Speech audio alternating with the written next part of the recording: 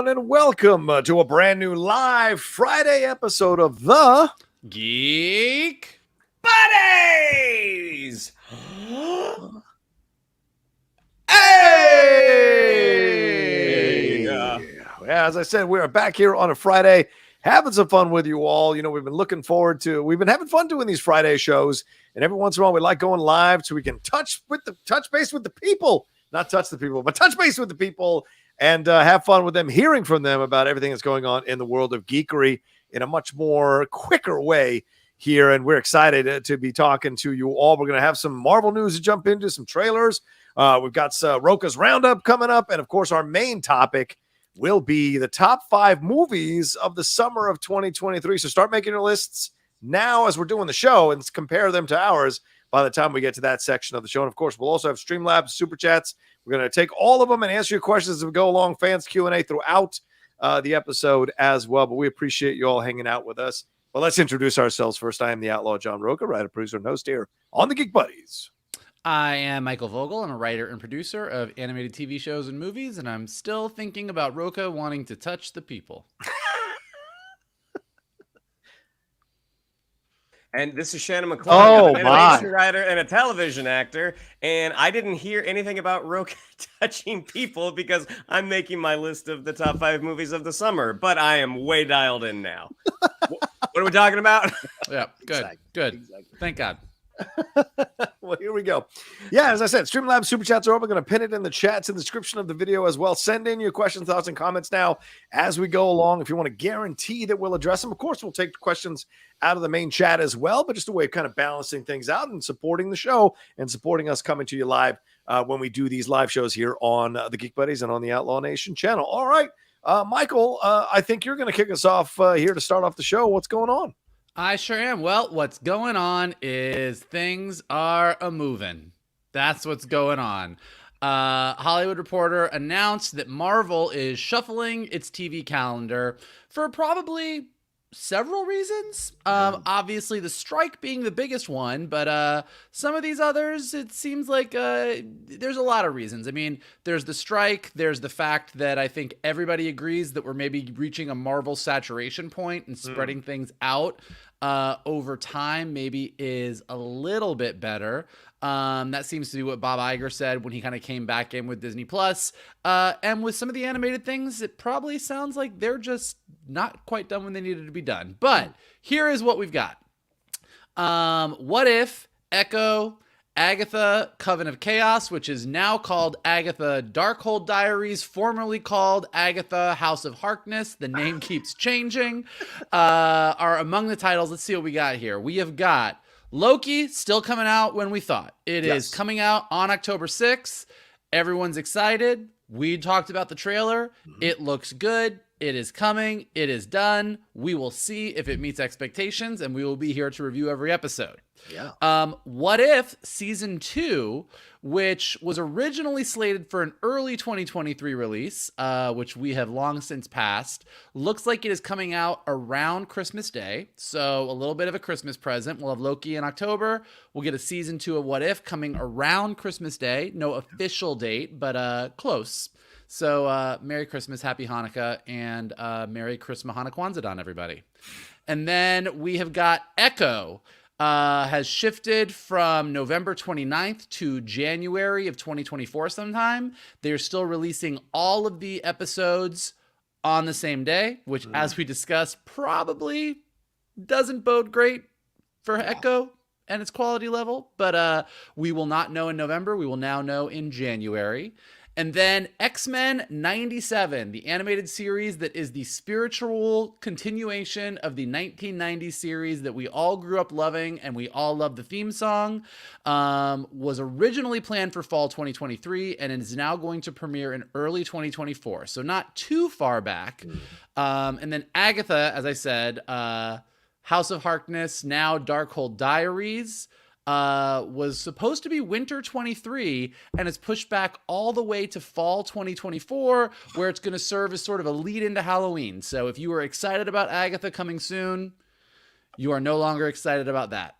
Additionally to those, Ironheart, which is focused on Riri Williams, who was introduced in Black Panther: Wakanda Forever, was supposed to have dropped this fall, but is now off the schedule. It did finish its shooting, but completion of all the episodes was affected by the strike. So that's sort of just on a TBD.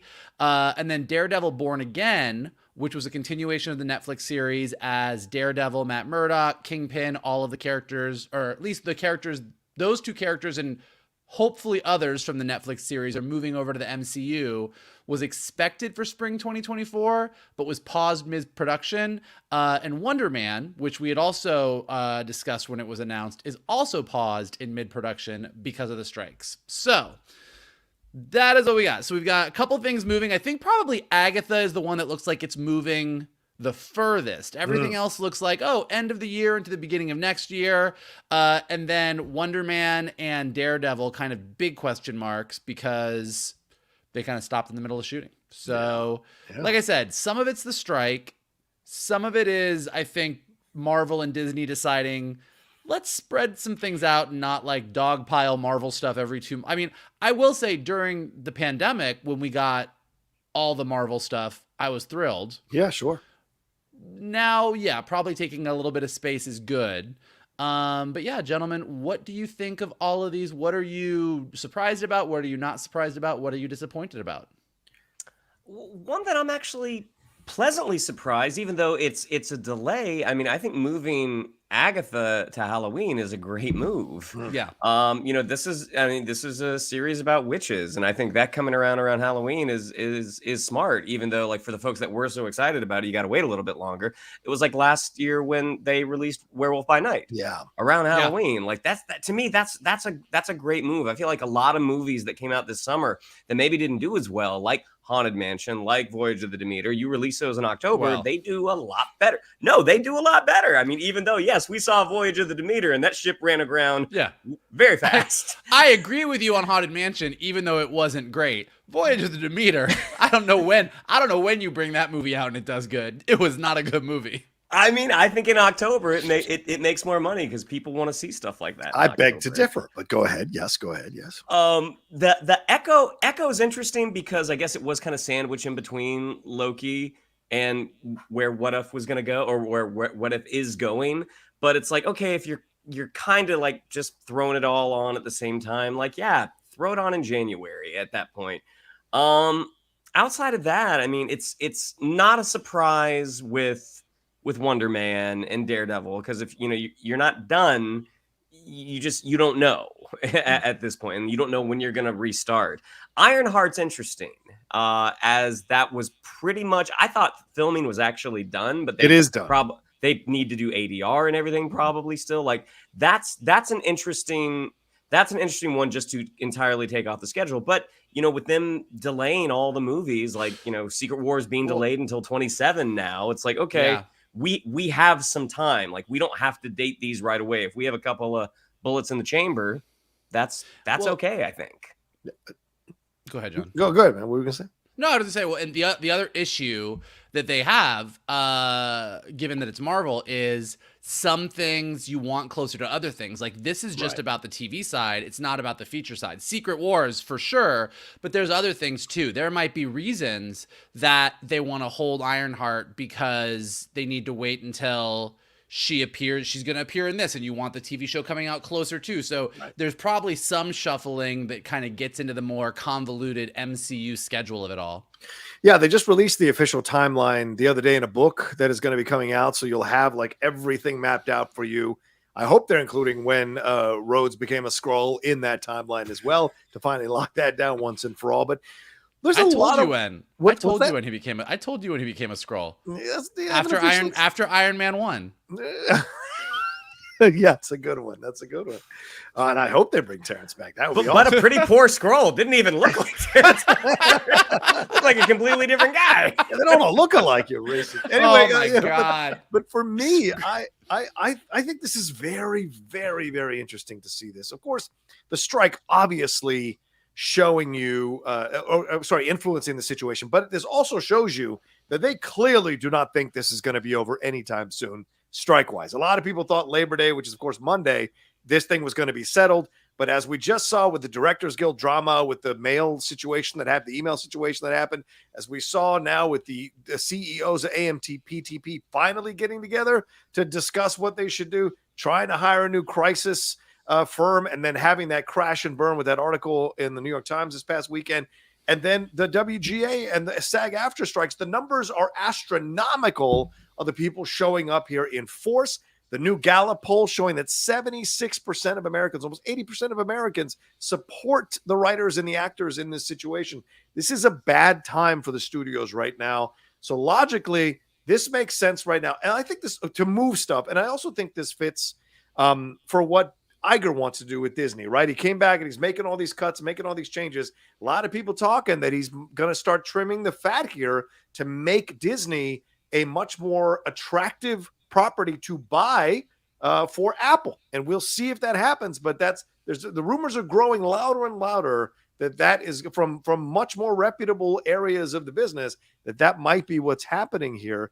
And I think it's just smart overall because Marvel right now has been taking it on the chin in a lot of ways. Not only the reaction from the fans, from the critics, but also offset stuff like with Jonathan Majors, the Tena Chuerta accusations. There have been arguments about like the cohesiveness of the new timeline, the phases, all this stuff. So it's kind of smart to take a step back, move this stuff over. Let's see what we can develop. Let's see what's happening, and then we'll drop it where we want to drop it. And Ironheart is a great one to bring up, Shannon, because you're right. Because look, we may have enjoyed Riri in the film, but it did not blow up. Her character did not blow up. You know, it wasn't on lunch boxes and backpacks and everyone's talking about. No, it was kind of great. We'll see what happens down the road. So, and the people coming out of Secret Invasion really were upset about what they did with Rhodes, and Rhodes is going to be a very big part of Ironheart. So these are these things that they kind of have to figure out. So to me, the pushing makes a lot of sense, but the pushing also says that this is a damaged brand right now, and they know they've got to be much more careful with how they're creating their projects and looking them over a little bit more, a few more passes. So they want to make sure that when these things come out, they're hits, so they can restore a little bit more of the luster onto the brand as well. That's kind of how I take this stuff. Yeah. I mean, I'm glad that I'm not a Marvel exec right now. That's all I'll say. Like, I mean, look, a lot of this stuff is out of their control. A lot of like what you said about the strike. I mean, it sucks for a lot of shows. I mean, there's so many things that stopped mid-production, things that we're excited about, other shows, other content that's out there. Like there's just a lot of stuff that's on hold right now. There's a lot of people that are really frustrated. But even in addition to that, as you said, Marvel, it's not what it once was. Mm-hmm. And so, I do think spreading things out, whether that was by their creative choice or by necessity, probably a good idea. But it's just, we've talked about it over the past several weeks. I wish, as we're reporting all this and stuff moving around, I remember there was a time when Marvel stuff moved and got pushed. We were all like, severely disappointed. Right. Like we were so excited, and now it's like, yeah, okay, we'll get it when we get it. Cool. It's not what you want. It's not what you want to feel. You know what I mean? Yeah. No, it's 100% truth for sure. Mira Mirian coming in with a super chat saying, also, is it just me or every time I hear about another Marvel show, I'm like, I guess I'll watch, but the excitement is completely depleted. Yeah, a lot of people did not watch Secret Invasion. I've heard from a number of people that they haven't even watched it, or they've watched the recap videos that recap the entire season. They're like 15 minutes long on YouTube. Probably Shannon showed Shaney that. So, these are these things that you see going on. Do you guys think that too? That a lot of people are just not that excited to when a new Marvel show is in? Honestly, tell the truth. How many of these shows besides Loki were you guys going, oh, I can't wait to see this one. I can't wait to see this one. How many of them were you really excited about? I'm excited about What If season 2. Okay. I thought What If was I think What If was great, and I also think that What If, given the nature of what it is, kind of falls a little bit outside of the MCU fatigue. Like it's not weighed down under its own weight. It, by its very definition, just lets us have fun with these characters in ways that you can't do in the MCU. So I was and am still excited about that. X-Men 97, I'm very excited and curious about. All the Marvel animated stuff, which, 2 Comic-Cons ago, we saw the panel where they were kind of touting everything. And aside from the Groot shorts, nothing has actually come out yet. But I'm very curious to see that X-Men show and see what it's like. How much does it feel like the 97? How much does it feel like the 90s X-Men? Right. In good ways? How much does it feel like the 90s X-Men in bad ways? Like, there's just a lot of question but interest. Agatha's the one that I'm probably still excited about because I think it's tangentially related to WandaVision, which I still think was the peak of excitement. Like, kind of Endgame, Spider-Man Far From Home, and WandaVision. That whole kind of area was when we were all peak Marvel fans. Right. So Agatha still to me has a little bit of that. But I agree with the comment that in general, I mean, that's what I was just saying. The general excitement level for new Marvel stuff compared to what it was, even for us, and we are geeky enough that we do this multiple times a week, seems to be waning. Shannon, any of these? I mean, be honest, like, where's your feeling on all these shows overall? Where you has the excitement waned, I guess, for you too? I mean, across the board, yeah. I mean, but that's because we've just had so much. I mean, you go back to phase 2, phase 3, you would have several months. Sometimes you would have a year before something would come out. So it was just more of an event. What If season 2, definitely. I really liked What If season 1. It always surprises me in conversations with people talking about Marvel on Disney Plus, how low that ranks, because I just thought it was so well told. Now, there are some episodes that I like more than others. Like, there are definitely peaks and valleys, but across the board, the fact that they were the fact that they did it, that to know that, like, oh, we're kind of breaking open the multiverse. Let's see how many of these big names we can get back to voice their characters in sort of an interesting animation style. I was like, man, this is scratching me where I itch. So it coming out around Christmas, I'm like, yeah, that's a great Christmas present. Agatha was the one for me as well, probably for the reasons that Vogel said, but also I just love Catherine Hahn, and I love Catherine Hahn in that role. And of all the side characters that have been introduced in the Disney Plus series, she's the one that I'm like, that makes the most sense. Like, that's a character that I want to see where they go. The one that I'm the most interested in is Daredevil, because as exciting as it was for Vincent D'Onofrio to come back in Hawkeye, as exciting as it was to see Charlie Cox and She-Hulk, that Netflix show was really good. And knowing that they are going to, they are not going to go as hard-edged as Netflix did. Like, I just don't think, I don't think it's a possibility. So I'm curious what that show is going to be. And also that they are embracing that longer series order. Like, how, I mean, I forget how many it's supposed to be, but it is way longer than anything we've gotten to this point. Ironhide, I'm curious in, because, Sacha Baron Cohen's supposed to be playing Mephisto. So this character that we've been chasing for 2.5 years now, that we might actually get to see him. I think that's really fun. But yeah, I mean, across the board, I mean, I don't think the public is moving on from Marvel, but it's just not as special as it used to be. I was talking to my brother about this last weekend before he left for Burning Man. He was watching the superhero documentary that's on the DC documentary Superpowered that's on Max right now, that our friend Jonathan is a producer on. And, when you watch it, and I've said this before, but you do see what we are experiencing right now is not out of the blue. It's happened with comic book fans for years.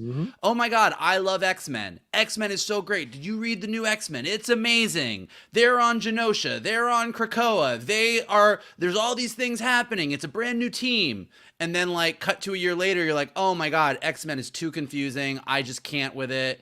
And then they reboot X-Men. I mean, like, we go through waves where we are very oh my God, Marvel is killing it, and DC did this new 52 garbage. I can't even. And then you're like, Marvel's pretty boring right now, but the new DC universe is killing it. You got to check it out. And so I think what's happening now is we are experiencing, you know, Marvel launched their Ultimate Universe where Miles Morales came from with Ultimate X-Men and Ultimate Spider-Man and Ultimate Fantastic Four and the Ultimates, which was their Avengers. Like, they launched that universe because the regular Marvel universe was too confusing and they needed a new universe to get new comics viewers.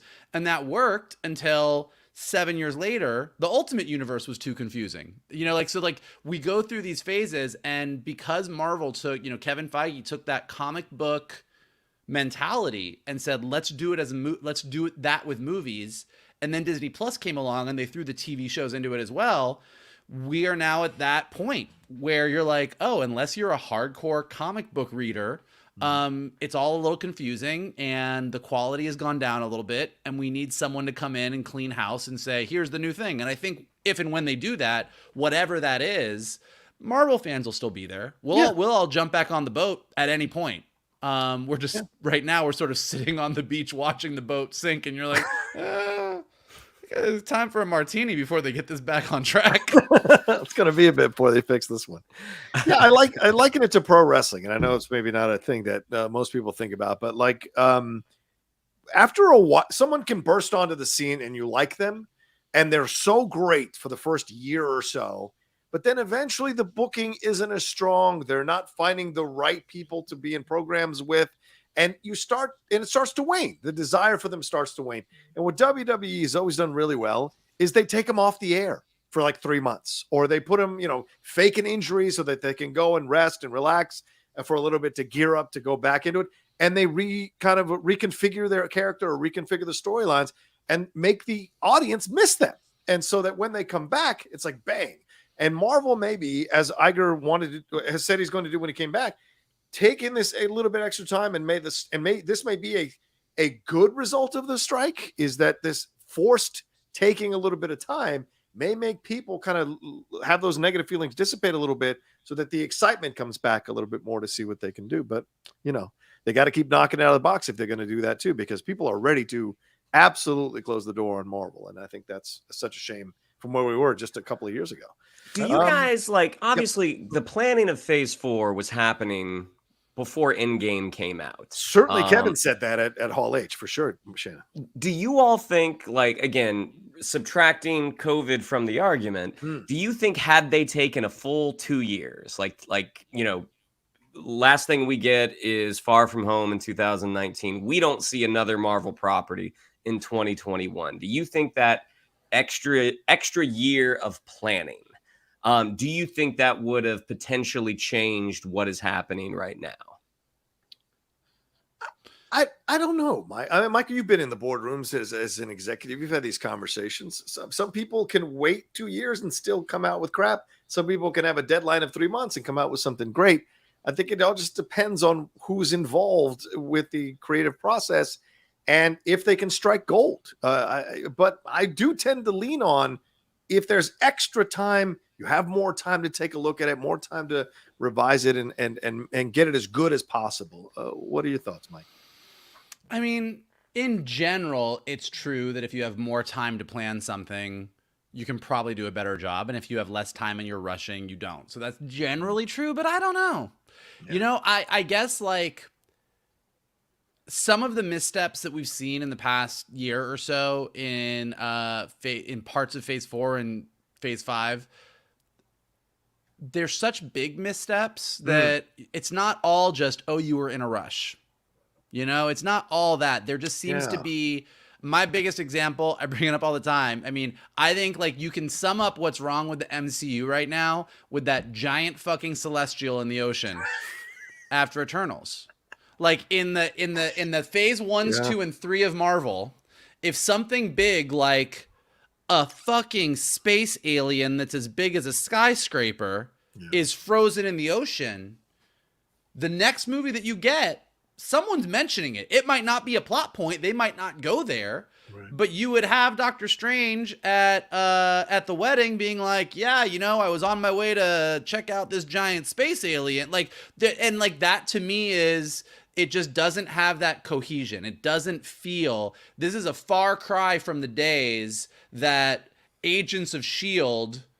announced that Hydra was taking over on TV at the exact same time that Winter Soldier came out in theaters, and you were like, that was some fucking planning.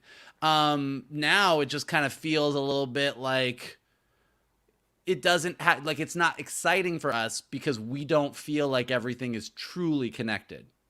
Yeah. And that's the shame of it all, because we do want to enjoy it. Because that's the thing. I don't think, we should bring this up now because I think it's a perfect time. Michael, you retweeted someone who had tweeted out about Book of Boba Fett was great. Kenobi was great. All I don't know what you're talking about. I don't tweet. I don't retweet. Yeah.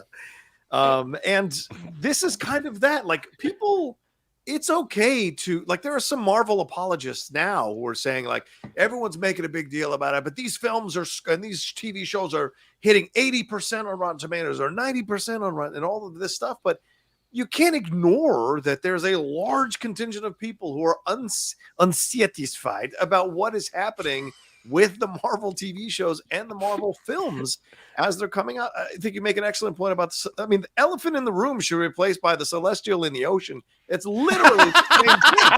Right? I mean, I don't want to bring up the celestial in the ocean, but if we're being honest here, let's end it now. We're not going to beat that. Okay, fair enough. All right, that's fair. Thanks for listening, everybody.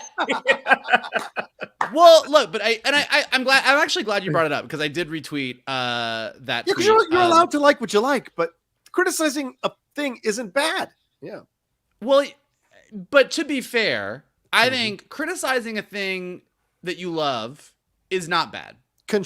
We do it all day. Criticizing what, like, I don't think, look, I more than anybody have been dogging on the poor DC cinematic universe for years now, but it's because I love DC. I love DC as much as you guys or Kalinowski or anybody else loves DC, and the DC movies make me mad. That being said, we have friends who love those DC movies, who think that BVS and Zack Snyder's Justice League are masterpieces. And so I think, it just depends what your goal is. I think what I kind of took away from it, I was talking to a lot of people about that tweet yesterday, and I think that I really want anyone who's listening right now, if you love Marvel Phase 4 and Phase 5 right now, and you love the Disney Plus shows, keep loving them. If you love the DC universe, Zack Snyder's DC universe, you love the goddamn Transformers movies, you love Multiverse of Madness, like, whatever you love Goonies. Love it. Yeah. But then those of us who kind of come on here to talk about stuff and talk about sort of geek culture as a whole and want to break down, well, why isn't it working? What could they do better? Right. What is going on? That's totally valid too. And I think it's two sides of the same coin, because those people that absolutely love everything and I don't care, I don't want to critique it, I just love this, it makes me happy, are geeks. And those of us that love something so much that we're disappointed and we want to talk about it and talk about what they could have done better and what we wish they were doing are geeks. And all that we're all doing is loving on something. Right. Yeah, I mean, and I think that there's a difference between critiquing something and being like, this didn't work for me for X, Y, and Z reasons, and people being like, that movie's shit, you're an idiot, go fuck yourself, Kelly Marie Tran. I mean, like, that's not the same as saying like, hey, this is a thing that I like, this one didn't work for me. And it's okay to be disappointed, and it's okay not to like it. It's just the way that you sort of verbalize those thoughts. Like, people are in the chat are talking about how they like Multiverse of Madness. Man, I wish I had seen that movie. I wish I had seen it through your eyes, because that one didn't work for me. But if it worked for you, fantastic.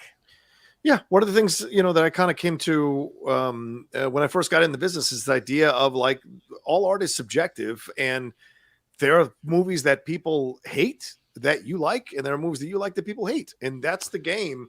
My thing with this is that when I see a critic who likes everything, you're no longer a critic, in my opinion. Well, but that's different because they're a critic. For me, right. And so that's what, and I didn't know if that person was a critic or was writing criticism. So when I saw that tweet, and to get the fact that it got picked up and ratioed and all of this, I was really surprised. It seemed like a pretty innocuous tweet. But I understood where that person was coming from. They're allowed to like and love what they want. Yeah. You go on Twitter and say anything about Star Wars is not innocuous. People coming for you no matter what. Who are you telling? I will tell you. I'll go ahead in the spirit of putting it out there. When this movie, I loved when it came out. Yes. M. Night Shyamalan's Lady in the Water. Yes, I remember that. Everybody hates Lady in the Water. Yeah. Everybody hates it. Everybody's like, that's where M. Night Shyamalan turned. Yeah. I loved it. I recently, one morning, I walked the dog. It was early. I came home, made my coffee. I was like, you know what? Maybe I won't like it now. Maybe now I'm gonna watch it and I'm gonna see what everybody else sees. And I put it on.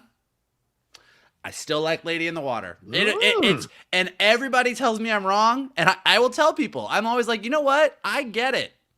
You are probably right and I'm wrong, but for whatever reason that one gets me. So everyone has their things. I periodically will turn on the League of Extraordinary Gentlemen thinking this time it's going to be good. all I needed was 20 years and this time it's going to be good, and it never quite is. Listen, I've never not laughed all the way through A Million Ways to Die in the West, and I cannot explain to you why. When that Daisy shows up in Liam Neeson's ass, I lose my shit every time. Man. I don't know what to tell you. Seth MacFarlane's comedy worked for me in that movie, and it doesn't always work for me because I can't watch the Orville. So you just never know what it is that kind of strikes you. Except season 1, episode 2, right? Which is a great, by the way, episode with a great character actor displaying phenomenal. I like the Orville. I think the Orville's fantastic. A lot of people like the Orville. I think like for me it does break down. I know we have like 1,000 other things to talk about, but for me it does. Questions. Yeah, for me it does break down to, I think, because because we are people, and like for my job, like I'm always like breaking apart story and figuring out what works and what doesn't work. To me, there are movies that I know are technically very good movies, and they do nothing for me. Yeah. Then there are movies that I know aren't great, but I love them. And then there are movies that I love that I think are great. Yeah. And then there's garbage movies, but like that's a whole other thing. What you think are garbage movies, but someone else. There's certain movies that if you like them, you're out of this conversation. No, I'm just kidding. I can only go so far. All right, we're at the 32. Look, I don't want to bring up the celestial in the ocean. Someone said, I don't want to bring up the quiet celestial out loud, but I thought that was a good one. Quiet celestial part out loud. All right, let's take a quick break. And when we come back, we'll hit a couple of these Streamlabs and Super Chats, and then move on to our trailers here with Shannon McClung. We'll be right back right after this. Do do do do do do do do do.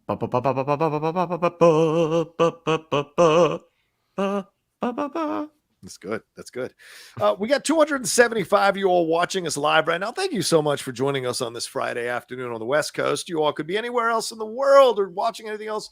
So hanging out with us, we really appreciate it. Two things, please. Remember to subscribe to the channel and hit that bell button so you see when we're dropping our shows. We had to adjust our time today, but that's how you can be notified, by hitting that bell button. It lets you know. The second thing is this: we have a podcast feed. So if you enjoy the Geek Buddies, sometimes you don't want to see our pretty little faces. You can listen to us and take us on the road with you, take us into the bath, take us to work out, take us on a hike, whatever you want to do. We're available. We really want to get those numbers up because we really want to get more and more advertisers. Last month, we had a really good month, which the boys are going to find out about later. And we want to keep going on that as we do things on the podcast feed. So if you want to help us, maybe you can't send a Streamlabs, maybe you can't send a Super Chat, but subscribing to the podcast helps us. As more and more people subscribe, we can attract bigger and better advertisers to help us out and keep the show going. So just throwing that out there for you all as we go along here today on the show. All right, let's get to some of these Streamlabs and Super Chats here real quick. Miro Mirian also said, love you guys. What do you guys think about Taylor Swift's concert movie outselling Avengers Endgame in pre-sales? Also, it made Exorcist the Believer, or the Exorcist Believer, move up a week so it wouldn't have to compete with Taylor Swift's concert movie here. It earned a massive $26 million in pre-sale tickets at AMC theaters, which is the biggest single day ticket sale record for AMC to date, beating Spider-Man No Way Home and Avengers Endgame. This is Taylor Swift, The Eras Tour, which is the musical documentary that they are releasing. Mike and Shannon, real quick thoughts on this. Okay, two things. One, because everyone was trying to get tickets to that yesterday on the AMC app, I was getting some stress because I was planning to see The Equalizer 3, and I could not get my ticket because the app kept crashing because people were buying tickets to the Taylor Swift movie. Second thing, I would be way more interested in going to see the Taylor Swift concert film than I would Exorcist Believer. Wow. Right, fair enough. Michael, your thoughts on this? Two things. One, I'm very interested in Shannon seeing Exorcist Believer. So I'm still, that is happening. That is happening. We are doing it. Can't wait. Look, the power of Taylor Swift is undeniable, man. It's a crazy thing to watch. Like, especially kind of like, because I love Taylor Swift, but I don't love Taylor Swift. Like, I'm not a full Swiftie. I'm happy to watch her from over here. I think she's great. I think she's awesome. Like, I got nothing against her, but I'm not rushing out. But I mean, I have friends who are Swifties. Yeah. I have a niece who's a Swiftie. Like, you see it and you're like, man, this is like, this is drugs. Like, this is an addiction. This is an addiction. They are addicted. They are addicted to the Swift. Yeah. I love it. You know, I mean, like, I think actually I was talking to, like, I saw a GIF earlier as two people punching each other, and it was like Swifties and adult Disney fans trying to see which one was more annoying. But, like, you know what? I love that people love Taylor Swift as much as they do. Like, I love watching it. I love people just letting their geeky freak flags fly for whatever it is. Like, I love how much you love pro wrestling, John, even though it's not, like, I think your joy when you tweet about that, I was like, I don't know what this means, but I'm happy for him. Yeah, we all got a thing for sure. And Taylor Swift somehow, I mean, this is one of the greatest rebrandings ever in the history of entertainment, honestly, because a few years ago, it was all about her dating life and people saying she was too clingy and she was weird and all these people, all that stuff. She does that documentary, changes people's perception of her around, and then releases some incredible music. And it's been skyrocketing ever since. So whether the three of us are Swifties or not, you can't deny objectively that this has been an incredible rebrand. And Taylor's really kind of become a powerful force in our world in multiple arenas, by the way. And also, say what you will, like, it's like a 3.5 hour. She sings 40 songs. Like, like, she's not fucking around. Like, no, and from what I've heard, there are not huge chunks of the concert where she's off stage. Like, she has a couple costume changes that are like that, but that is her on stage. Yeah, for like 3.5 hours. Like, whether you like her music or not, you have to respect just being able to pull that off over and over and over again. Yeah, that's Springsteen level. Springsteen used to go 5 or 6 hours back in the 1980s. So the fact that she's able to do that is because she's doing way more than Springsteen did in his concerts in terms of the visuals and the different acting and the dancing and all the choreography, all that shit's way more than Bruce did. So no offense to Bruce. John Lee says, did you guys finish watching season 3 of Warrior? What did you think? I thought it was amazing and hope it gets another season. It's so underrated. I never started it. I will, I promise, at some point. But Shannon, you're the Warrior fan here. Did you watch it? I did. It was my breakfast show. Like, once Secret Invasion was done, I started watching Warrior, and it was excellence. The character work across the board, everyone is just so good. And I kind of had the same feeling when I was watching The Equalizer 3 yesterday. Like, there are certain actors that it is just so much fun to watch them beat the crap out of guys. Yeah. And Andrew Koji is one of them. I mean, I just love watching Assam roundhouse kick his way through 20 guys. But along those lines, I mean, the acting, again, super good, and the story is just really, really good. And I certainly hope they get a season 4 because the story's not done, from my point of view. Yeah, there you go. I too like watching Andrew Koji for different reasons than Shannon, but I very much enjoy watching him. The nunchucks. I actually, you like the nunchucks, right, Mike? I mean, that's what some people call them. I did not start Warrior season 3 yet because I first watched the 2 seasons of The Bear, which I know Johnny just finished. Last night. I finished last night. Then my brother was like, have you ever watched The Mighty Gemstones? And I was like, I never watched it.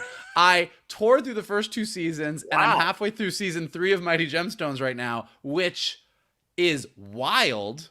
Wow. And then Warrior season 3 is my next one. So I have like all these things that we watch on a weekly basis, like the Ahsokas, My Adventures with Superman, like all that stuff. But like with the shows that are out there or shows that I haven't watched, that's my like the nights that I'm home where I don't have a dinner or I'm not out doing something, like, okay, I'm going to make my dinner at home, sit on the couch and watch 2 or 3 of these. So that's what Mighty Gemstones is now. I think I have 4 seasons left in season 3, and then I'm all in. Is it the Righteous Gemstones? The Righteous Gemstones. Yeah. You're thinking the Mighty Boss Tones. That's what you were thinking. But yes. I was thinking of the Mighty Ducks. Oh yeah, fair. Gordon Bombay. Yeah, for me tonight, it's Love is Blind is back, season 4 After the Altar. That is my stuff I'll be watching tonight. Put it on the schedule. John Lee said, we already said that one. Secular Monk says too many D+ Marvel shows makes things confusing. By the way, certainly that's a double meaning in that comment. Good point. There's too many on Disney Plus, and there's too many D+ Disney shows. Marvel shows. That's true. Jay Scotty Frio says, per variety, Agatha, Covenant of Chaos, Echo, and X-Men 97 were all just officially delayed. We talked about what if season 2 set to release December thoughts. I think we got them, Jay Scotty, so thank you very much for that super chat. Streamlab wise, I'll read this one. These 2 from Jay Scotty. He says, part 1 of 2. Hi, John, Shannon, and Michael. John, I trust you recognize me from the years I've watched and listened to your shows. Of course, Jay Scotty. Who forgets you? You are in the attic, my friend, always. I'm part of a couple of moderately successful podcasts that I'll refrain from plugging here. What would be the proper and respectful way to start a dialogue about one of the Geek Buddies making a potential guest appearance on one or more of my shows? I think I can speak for the 3 of us. Just DM us. And if you want us and if we can make time, I'm sure we'll be happy to do it for Jay Scotty. Gentlemen, am I wrong on this? No, I think we should have a fight to the whoever's left standing gets to be the guest. I think it'd be fun for the 3 of us to come on and you moderate the conversation, Jay Scott. I'd love to take it out of my hands and have someone else to do it so I can sit back and relax about it. So think about that now. What's that? He says that now. Oh, please. Come on. Gentleman Scientist says, ahoy, Geek Buddies. Can you explain why a show won't have subtitles for foreign or alien characters' words, implying we should know what they're saying? But when you turn subtitles on, you see what they're saying, despite other characters not knowing. Wait, say that again? Can you explain why a show won't have subtitles for a foreign or alien character's words, implying we should know what they're saying? But when you turn the subtitles on, you can actually see what they are saying, despite other characters not knowing. Yeah. That's interesting. I actually don't know. I see what you're saying. So, like, when you just watch it, when you watch the movie regular with no subtitles and someone's speaking Klingon or Kryptonian, they don't translate because it's whatever. But then if you have the subtitles on, they translate the Klingon or the Kryptonian as well. That's interesting. Yeah. I think they just do it because people have, but people who watch the subtitles a lot. How can I say this correct? Sometimes it's people who have hearing deficiencies or can't hear. I watch them because I'm old and sometimes can't hear people anymore. So, but I understand. So hearing deficiency. You know what? Kiss my ass. Yes, that's a fair point.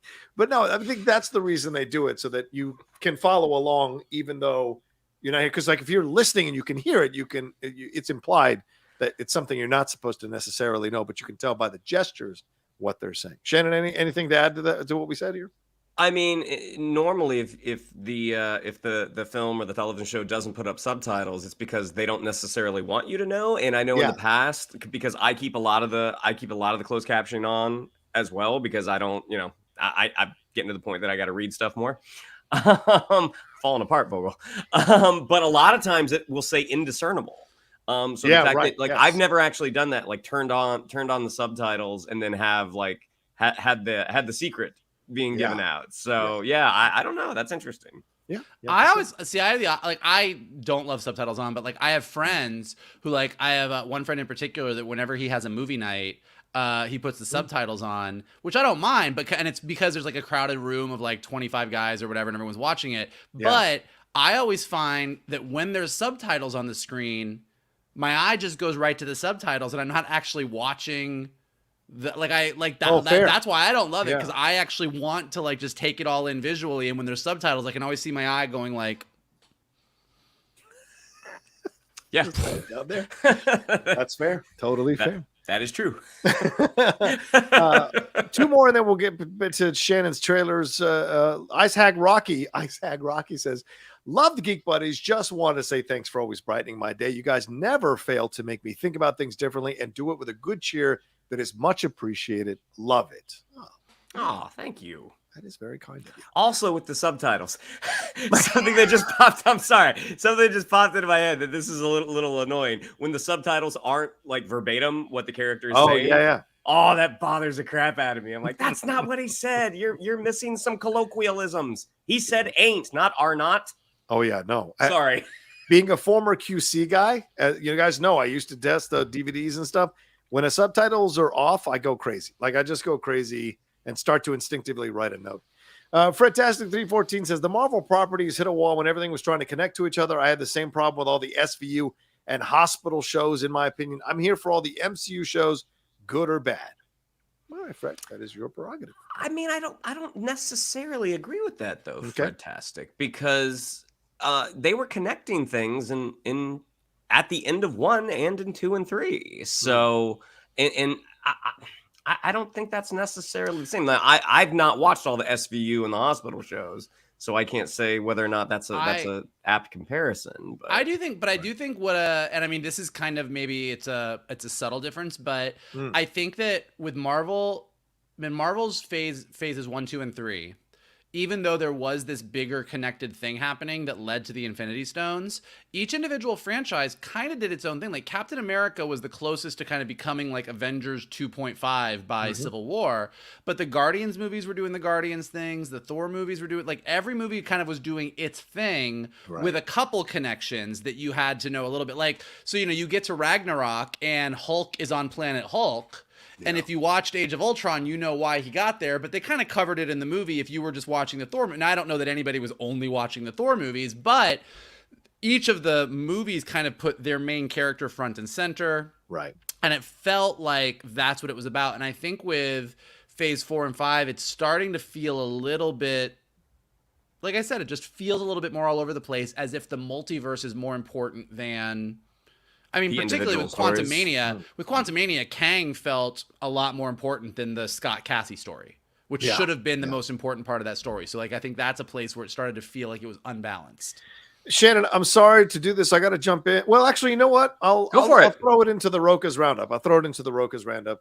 Something just broke, and we should talk about it. One last thing from Travis Earl, and then we'll get to the rest of them later. Keep sending in your Streamlabs and Superchats, please, as we go along. Travis Earl saying Miyazaki, Hayao Miyazaki returns with his, probably for real this time, final film. Are the buddies excited for The Boy and the Heron? The trailer debuts next week. Yes. Yeah. Yes. Me too. Anything. Yes. Yeah, absolutely. More Miyazaki. What they said. We just did what's the one where they go into where she goes into with her parents? Spirited Away? Yeah, Spirited Away. We just did Spirited Away on the Cinephiles, and it was nice to go back into Miyazaki because it had been a bit and enjoy his stuff. So yes, very much looking forward to that one. All right, Shannon, take it away. We got trailers. What's up? And we'll try to go through them quick because I want to know what this breaking news is. But first, we're going trailers, because it's a live show. We're going to do 4. Also, there were 4 we wanted to talk about. So There's that. Our first trailer is our first look at the 2nd season of Our Flag Means Death.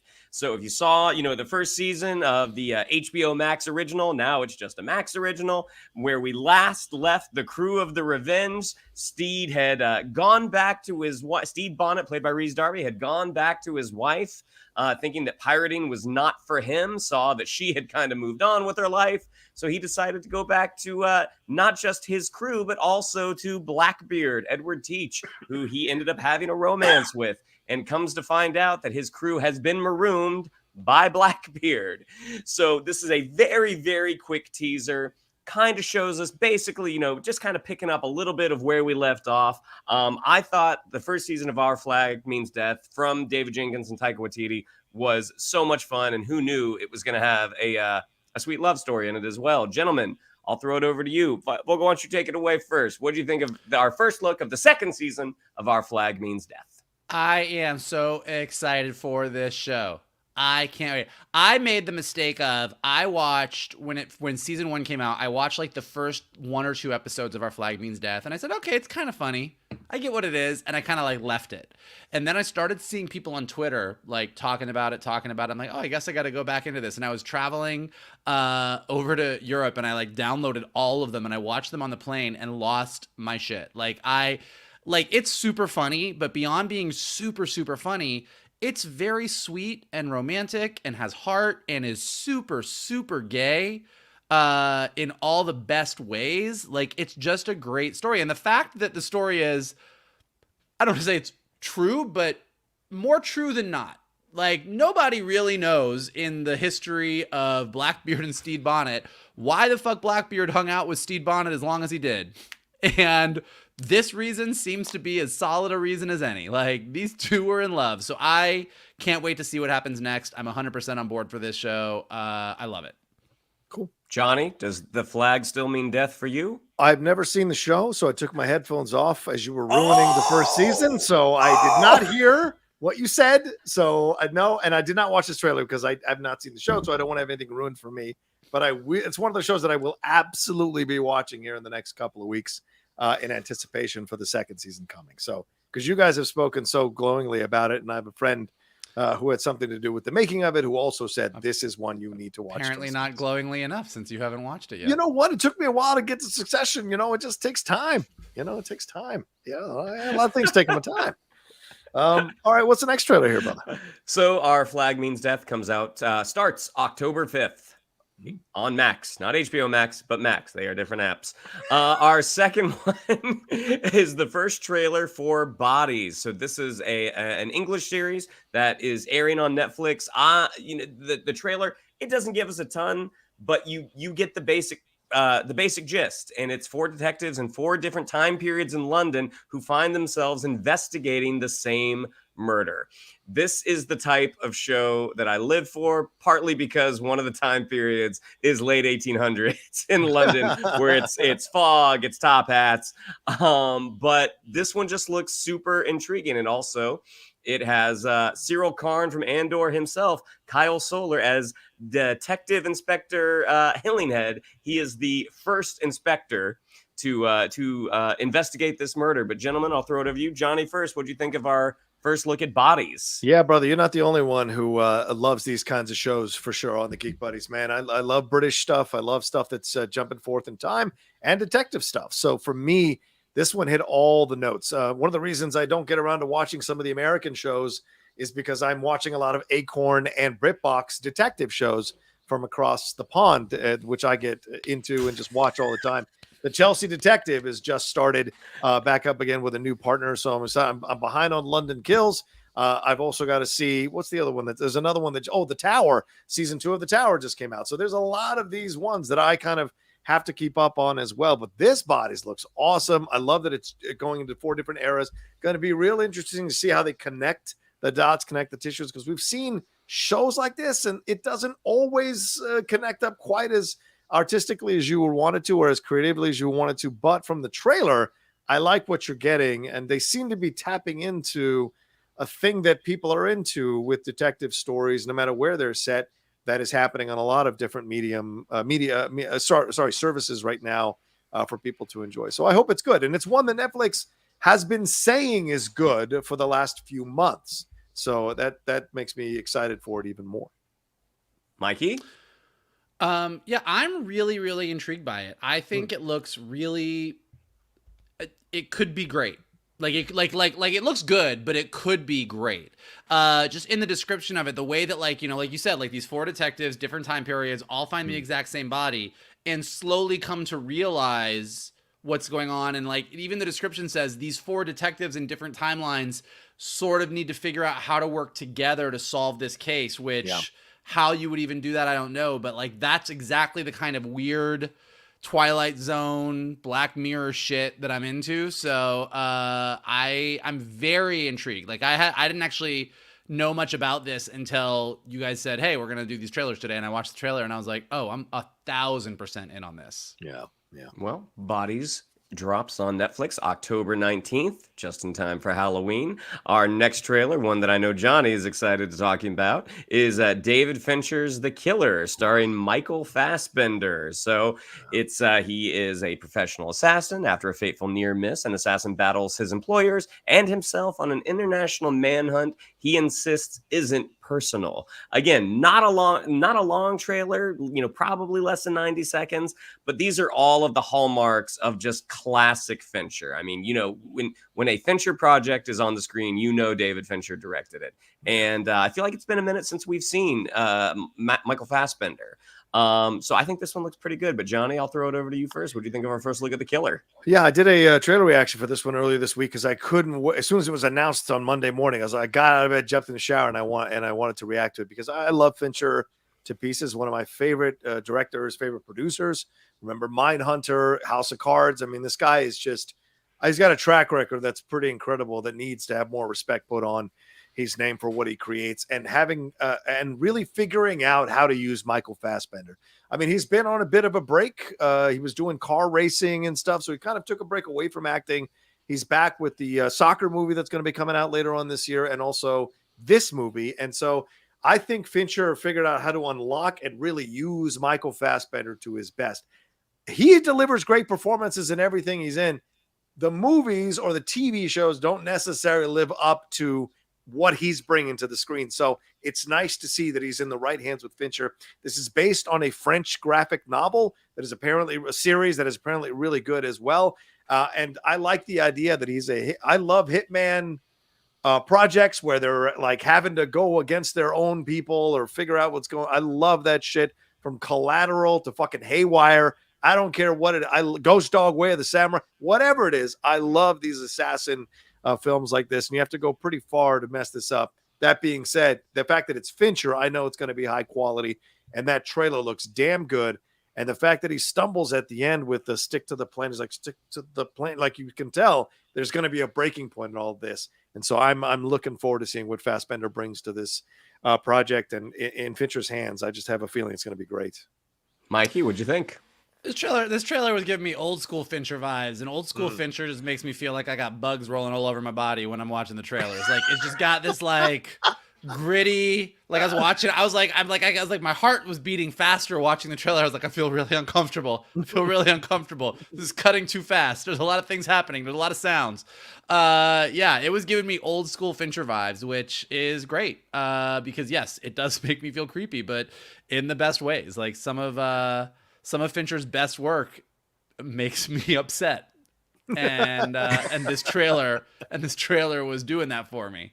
Yeah. And I think, like you said, I think Fassbender is great. I think a lot of times Fassbender is doing better than the material he has been given, and it's great when he does get a role that is worthy of his talent. And I think the Taika Waititi movie that's coming out, where he plays the coach, looks like it's worthy of his talent in one very specific direction, and this movie, this is in a very different direction. So I'm excited for both.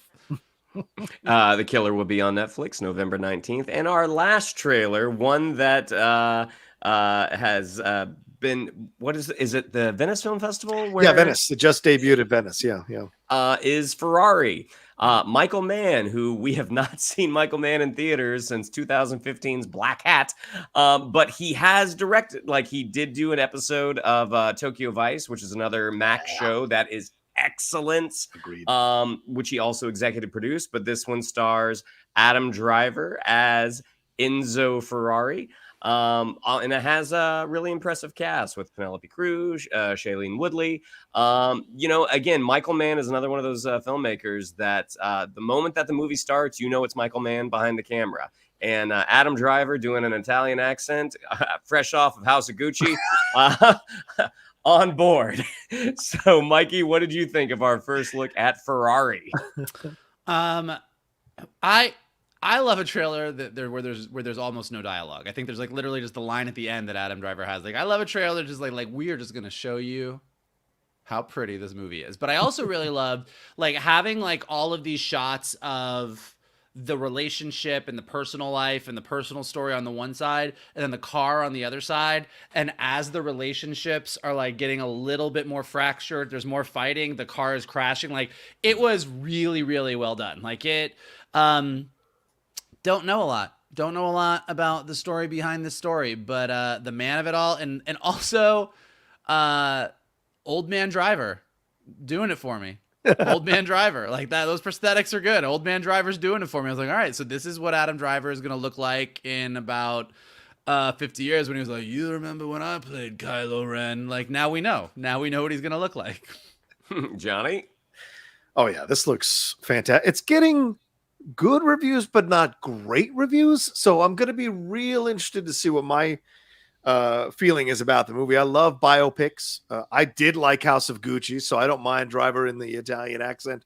I love Penelope Cruz, so going to be curious to see what. And just like God, what did we just see recently? I can't remember what it was, but Maestro. This film feels like it is focusing on their relationship.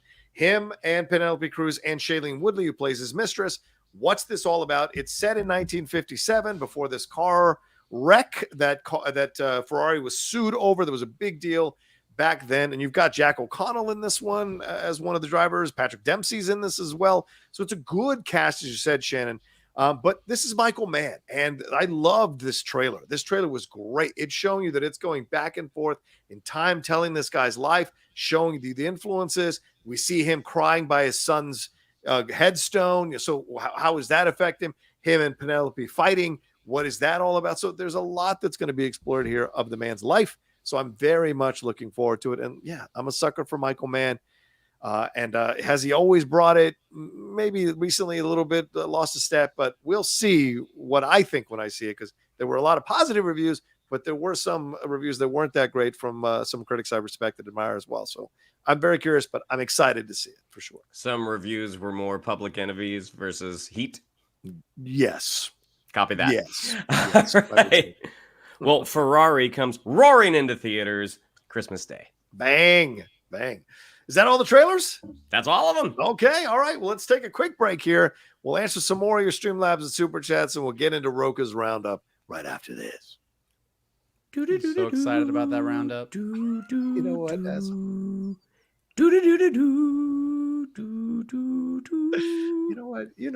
You know what you can do. You know what you can do. Hold on. Let me see here. Let's see where we left off at. Empire Fan 1980. Did you see that Sam Witwer's in the credits in Ahsoka? Or Ahsoka? I know it is impossible, but I love to see a version of Star Killer in canon. I love that game. A lot of people I've heard, Mikey and Shannon, are now starting this after they slid off the Ezra train. They are now sliding into the Star Killer train. Thoughts? Look, not to go full Mephisto, but I don't think that the Star Killer thing is impossible. I mean, okay. I think that Filoni's been pretty clear that he thinks Star Killer is cool. Yes. I think that they even said that there had been discussion at one point about making Star Killer one of the Inquisitors in Rebels. And given that we are basically in Rebels season 5 right now, with Ahsoka in a good way, I think that's totally, I mean, he wouldn't be, just like Thrawn was sort of reimagined in Rebels to be the same character but in a different context, could easily be that. Do I think that Marok is Star Killer? I at this point, I almost don't even want to have a discussion about who Marok is until he takes off that mask, but we will see. Shannon, any thoughts on this? I mean, thematically, to have Vader's apprentice go up against Anakin's apprentice, that's pretty cool. That's cool. But that kind of takes the wind out of the Baylan Skoll sails. Yeah. And Baylan Skoll is a pretty cool character thus far. So yeah, we'll see. Well, and I also don't know, just given what the Inquisitors now are, if Vader, first of all, just given like the whole Sith rules, and we already went down the road with Dooku and Asajj Ventress of this whole like the Sith the Sith Lord having their own apprentice, and then so Vader all of a sudden having an apprentice that we don't know about. Like that's one of the things that I think if it is Starkiller, even though I've read the same stuff and talked about like, oh yeah, like apprentice versus apprentice is interesting, but as cool as that might be, I think that if Starkiller does end up like, I think maybe there is a bit of a demotion where you aren't Vader's apprentice. Maybe Vader took special interest in you as an inquisitor, but like, I don't know. We'll see. This is where all of the, is it Starkiller? Is it Ezra? Is it Barriss Offee? Like, this is where Star Wars fans start to like work themselves into their own headcanon knots of trying to like make the stuff they want to have work. And you're like, like this part would be cool, but this part would be weird. I don't know. I also think, and because Laura and Kevin brought this up on the Jedi Way during our review of Ahsoka, and they mentioned the Starkiller, and I feel like this is called Ahsoka, and to introduce Starkiller in live action in Ahsoka when there's already been criticism about the fact that people feel this is not her show, even though her name is in the title, I think just feels like the wrong decision, and there hasn't been enough buildup to it for it to be revealed when people are already feeling like they're behind the curve because they haven't watched Rebels or haven't watched Clone Wars, to add yet another thing that's even a deeper cut for them to have to go and monitor and watch. I think it's asking too much of the audience as a rollout, unless you're going to start his mythology all over again here in this. I think that's, I mean, like not that I think they are, but I think you're right. And I think this is where fans get a little tied up. Like when Thrawn came in to Rebels, you didn't need to know anything. Like people who had read Heir of the Empire and knew the Legends material, you were like, oh shit, they're bringing Thrawn in. But it's not like when Thrawn came into Rebels, you needed to go, oh god, it's Thrawn, and needed an entire like, YouTube video to know what it was. Like, oh, here is this. Yeah, here is this Imperial Grand Admiral who is a badass, and he's fighting the rebels, and he becomes a big bad guy. And so you didn't need to know. And only now, as we're getting into these shows, are they kind of catching up and kind of taking that original Heir to the Empire story and kind of weaving it into what they're doing in a new context. So I don't think that if Starkiller, if it's Sam Witwer under that mask and he takes it off and it's him and all of a sudden everybody freaks out, I don't think that all of a sudden they're going to have to now say, oh, and everything that you know from the game is the backstory and now we need to explain it. Like, I think this is going to be this character's introduction to this universe. Right. And just like Thrawn and Rebels, we will then get to see them go on this journey, whatever it is. All that being said, I'm not saying I think that's what it is, but that's what I think it would be if it were him. Yeah, that's good points.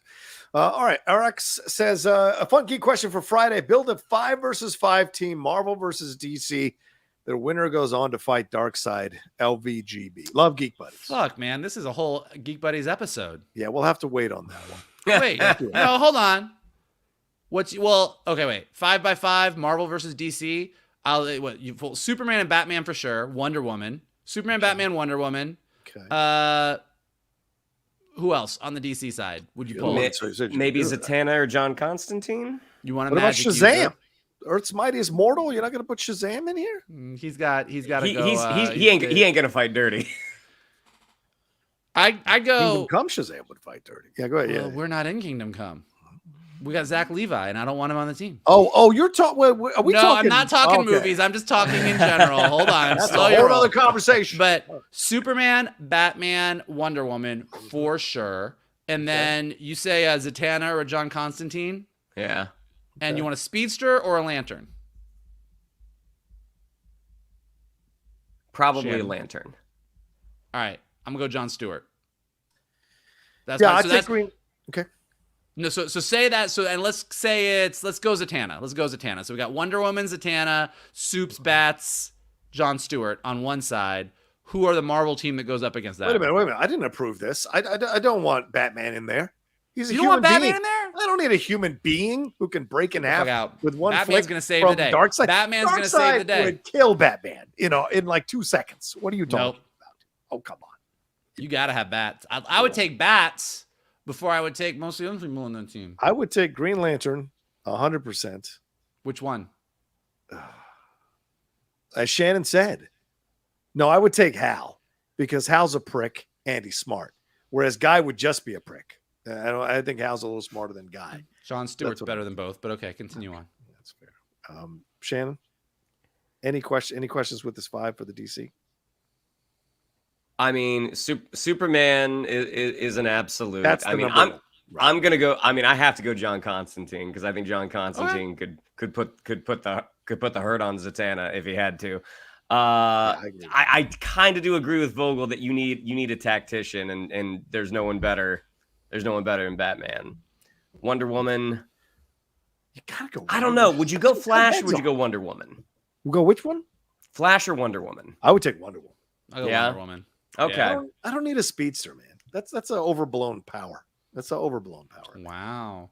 Yeah. All right. So then access to the Speed Force. I mean, so then the way I saw it. Yeah. I mean, yeah. Speed Force.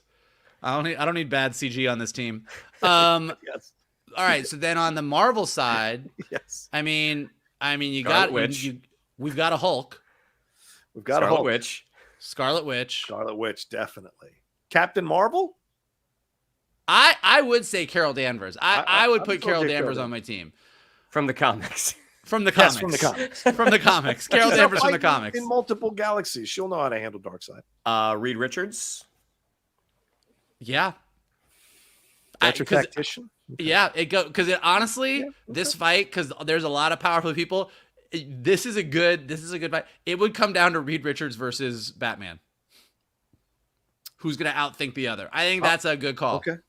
I'm going to throw X Factor in there because they're officially DC now. Dr. Manhattan. Well, it's the game over. Actually, Dr. Manhattan versus Scarlet Witch. I don't know, man. Oh, man. I don't know. That's a great battle I would love to see. But I throw Dr. Manhattan on the DC side as a massive wild card for Darkseid. So wait, Hulk, Scarlet Witch, Reed Richards. Yeah. I'm going to say, I mean, I know he's overused, but like, I'd throw Wolverine in there. Over Captain America? You throw Wolverine? I would put Captain America on there just because I think Captain America is just going to either keep on fighting or make friends with everybody. He could do this all day. If you can't have Reed and Captain, like they're both tacticians, so you got to have one. Right? No, but Reed is the smartest man on the planet. So do you take him over Captain, and then you make up with Wolverine? You make up for it with Wolverine? I mean, no, I don't think Wolverine is the solve for Captain America. I mean, he can't be killed, right? I mean, he's healing all the time. That's fair. All right, fine. You put Captain on over Dr. Manhattan. You leave Dr. Manhattan off. Well, I mean, Dr. Manhattan is... Well, Dr. Manhattan would be DC. Oh, DC. Sorry. We're sorry. We're talking Marvel. Sorry. Yeah. All right, so that's our 5. Who wins? I mean, listen, I love my DC heroes, but I really am having a hard time seeing how they beat the Scarlet Witch and Reed Richards. Even though Scarlet Witch just says no more DC and everybody's gone. Like Scarlet Witch is... Yeah, I think Marvel might win this one and go then kick Darkseid's ass. I don't know. Okay, that's what I think. Marvel would win. Shannon? We gotta do more of these episodes where we just do a whole hour where we're just gonna be like, let's fight it out. It's funny you should say it. Shannon, all right. Do you think Marvel as well, Shannon? Yeah, because I think it ultimately comes down to Reed versus Bruce. Yeah, but again, Batman will fight dirty. That's. Yeah, I'm probably gonna go Marvel. Okay, there you go, Marvel. All 3 of us Marvel. All right, real quick. Spinning Back Kick says a favorite guilty pleasure of mine, favorite guilty pleasure movies. Mine is Doom with The Rock and Constantine. That is not a guilty pleasure movie. That is a good fucking movie. So I will not have slander on Constantine. I saw it again the other night, and it was a damn good movie. Despite Shia LaBeouf doing the LaBeouf things that he does, I in that phase of his career, rather. I really like that movie. I really do. I don't know what to tell you. I don't think that's what my guilty pleasure movies are. I mean, like I already admitted Lady in the Water, but yeah, but that's not really a bad one.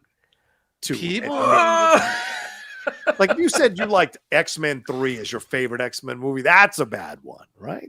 I feel like it's got to be I know you've got a few. I'm just such a man of eloquent taste. I don't know. He'll be the first one to tell you. Empire Fan 1980 says, I never saw it before, but Ballers came to Netflix, so I'm watching it. Someone who doesn't like sports, but I'm really enjoying it. Yeah, I watched every season of Ballers. It is Entourage for sports freaks. It's a fun show, but it's not a deep show. And The Rock does a great job with it. And him and Cordray have surprisingly great chemistry.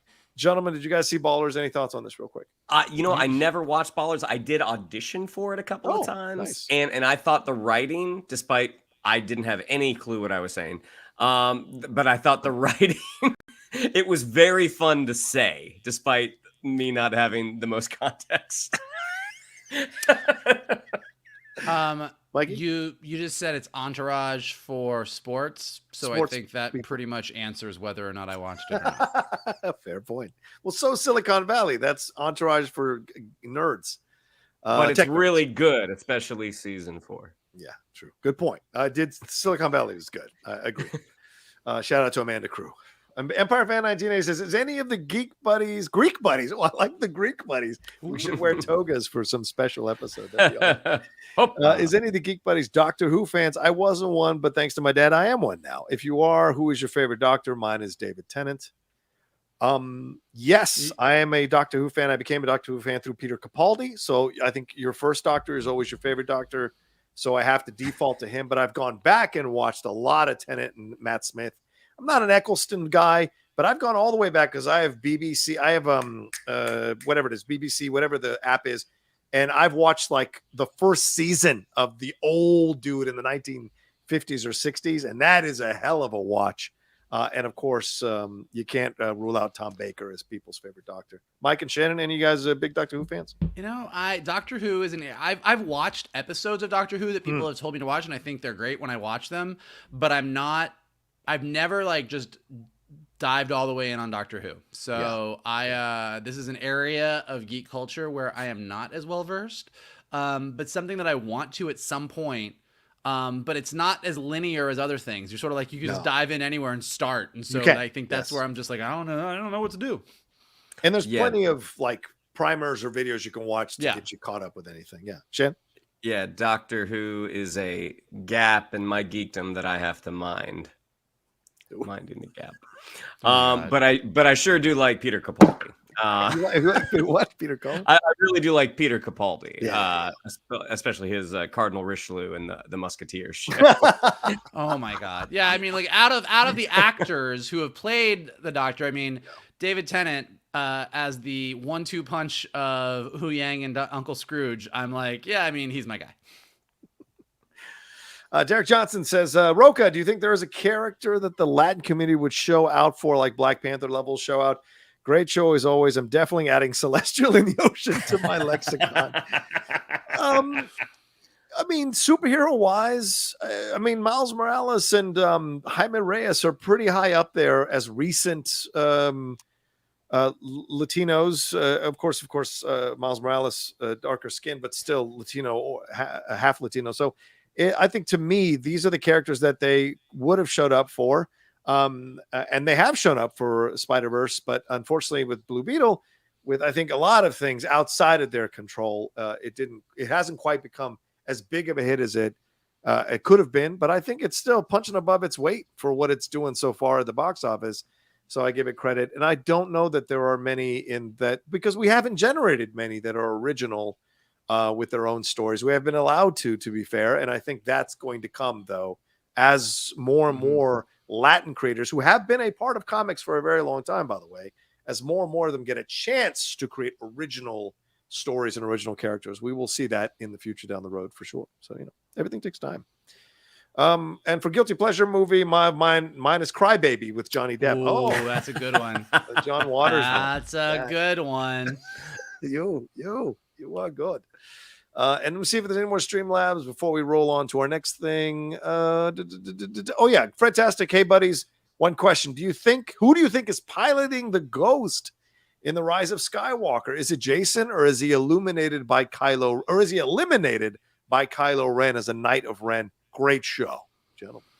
Man, Lil Jason showed up with his little green hair and was like, Mama, I want to be a Jedi. And I was like, do not go to Luke's Jedi. Don't go, Jason. So I don't know. I think Filoni is gonna try and pull one on us where like there's a lot of shit that goes down in those in the new trilogy between Luke's Jedi school getting just demolished by the Knights of Ren and everything. Like how we're gonna take certain characters and leapfrog all of this and continue on with whatever Star Wars is gonna be interesting. But even though all logic dictates that Jason should not make it past The Force Awakens, I hope he does. Yeah, fair point. Shannon, any thoughts on who's piloting the Ghost? No, I think it's Chopper. I got it from here, Mom. Gnome Science says Spider-Man 2099. 2099 could work. Yeah, if you do it right, do it as a series, maybe even convince Oscar Isaac to come in and play him. I think that could be a lot of fun. Honestly, a lot of fun. Let's see. One more. Greg Mon says, I think Star Wars was a happy accident. A guy wanted to tell a story that he didn't think was going to dominate pop culture for 50 years. After watching Book of Boba Fett, I honestly believe that no one planned on having to tell a story about random extras in the series. After watching episode 3 of Ahsoka, I was like, where did that $250 million go in Secret Invasion? LOL. So I mean, that is a really good question. And not that Secret Invasion wasn't shot well, but there were definitely moments that we talked about in our reviews, like this is a very empty hospital. Yeah, exactly. For a lot of reasons. All right, let's get to it. We'll get some more of your Streamlabs and Super Chats as we keep going with the show. Keep sending them in. But for right now, it's time to put on our guns and head on out to the ranch because it is time for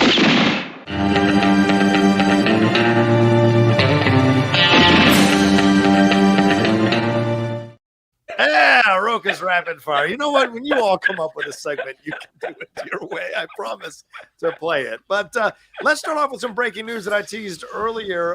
Gentlemen, this is not like happy breaking news. This is kind of a interesting breaking news. SAG-AFTRA, this was announced about an hour ago, is gearing up for a possible strike against the video game industry now, as the board has approved an authorization vote by the guild membership. The 10 companies that may be facing a possible strike are Activision, Blind Light, Disney Character Voices, EA, Electronic Arts Productions, Epic Games, Formosa Interactive, Insomniac Games, which is just about to have Spider-Man 2 coming out, Take-Two Productions, VoiceWorks Productions Incorporated, and WB Games Incorporated as well. Fran Drescher issued a statement saying, here we go again. She is the SAG-AFTRA president. Now our interactive video game agreement is at a stalemate too. Once again, we are facing employer greed and disrespect. Once again, AI is putting our members in jeopardy of reducing their opportunity to work. The voting strike for the strike authorization will begin on September 5th and end on September 25th. So,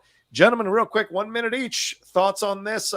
Mike, I go to you first as someone who has worked with voiceover talent in your numerous projects in your career. Your thoughts on them now possibly being part of this strike against the video game companies?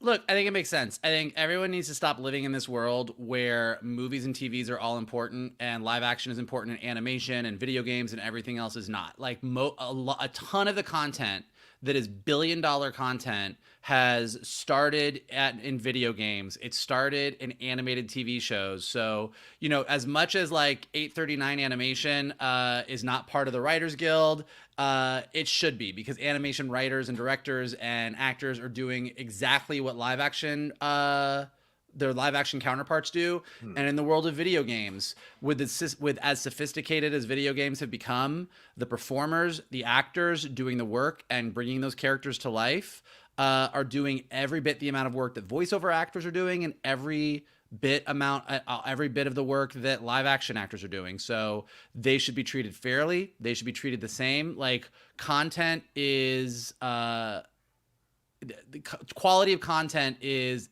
agnostic of platform that it's on. Fair enough. Okay, well into the minute. Shannon, go. Your thoughts?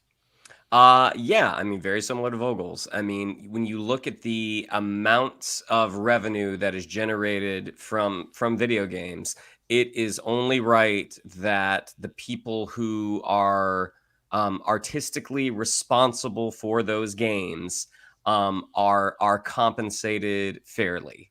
When you look at modern games that people come back to, again, I'm selfishly thinking of Uncharted. Like, do those games work without Nolan North as Nate Drake? I don't know. I just know that with Nolan North, Nate Drake became a truly quotable and memorable character. And every single person that works on those games, every single performer, they are bringing something to it. We all know a lot of folks that are mocap performers that are also voice performers. They are the ones that bring those stories to life. And they absolutely deserve to be compensated fairly. All right, there you go. Good time. A minute and 1 second. I'm not going to penalize you because you were talking good stuff about that.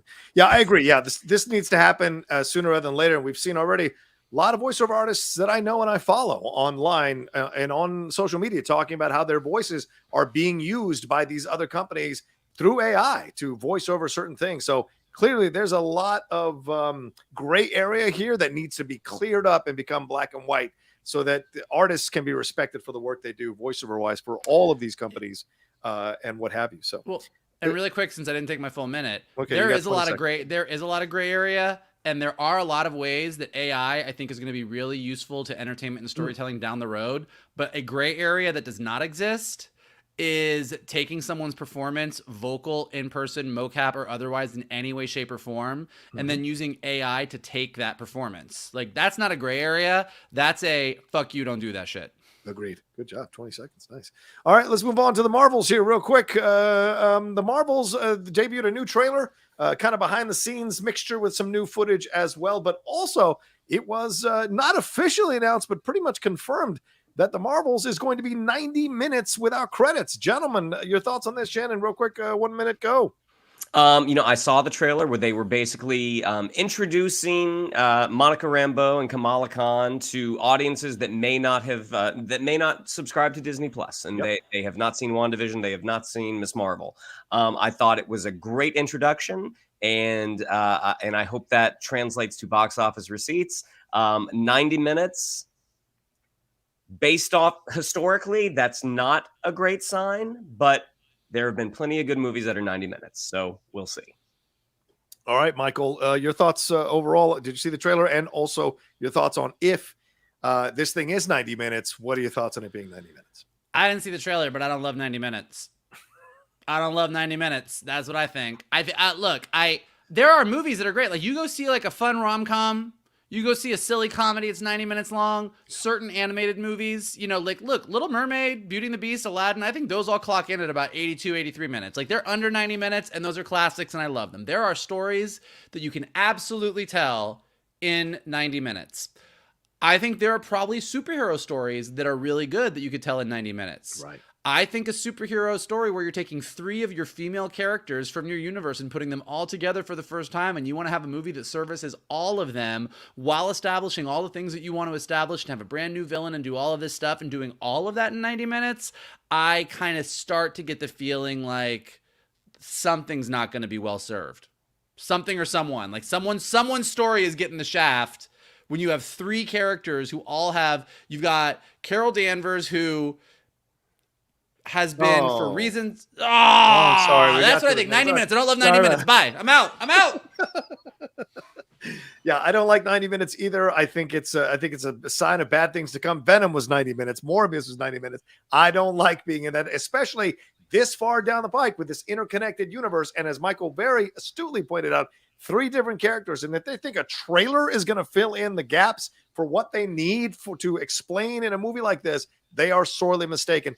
I feel like they think maybe they don't have a good movie here. They cut it to a low number of amounts to get as many screenings as possible to make as much money as possible right off the bat. But in the end, 90 minutes, that does not feel good to me at all. If this was a standalone, fine. But the fact that it's interconnected and announcing a new villain, I don't think that's a good thing at all. So we'll see in the long run what that means. All right. The Goonies are being re-released in the theaters in honor of WB's 100th anniversary celebration. Gentlemen, will you actually go see this? It's going to be re-released in time for its 35th anniversary. Are you guys going to be into it? Yes or no? Are you going? Who's going? Oh, yeah. Sorry, Mike. Go. Mike, go. 1 minute. Go. Sorry. I'm taking turns between you two guys. Go, Mike. Oh, you son of a bitch. You're going to take the full 60 seconds and then answer at the end? Oh, my God. Oh, my God. Wow. Yes, I believe I will go. Shannon, 1 minute, go. This is ridiculous.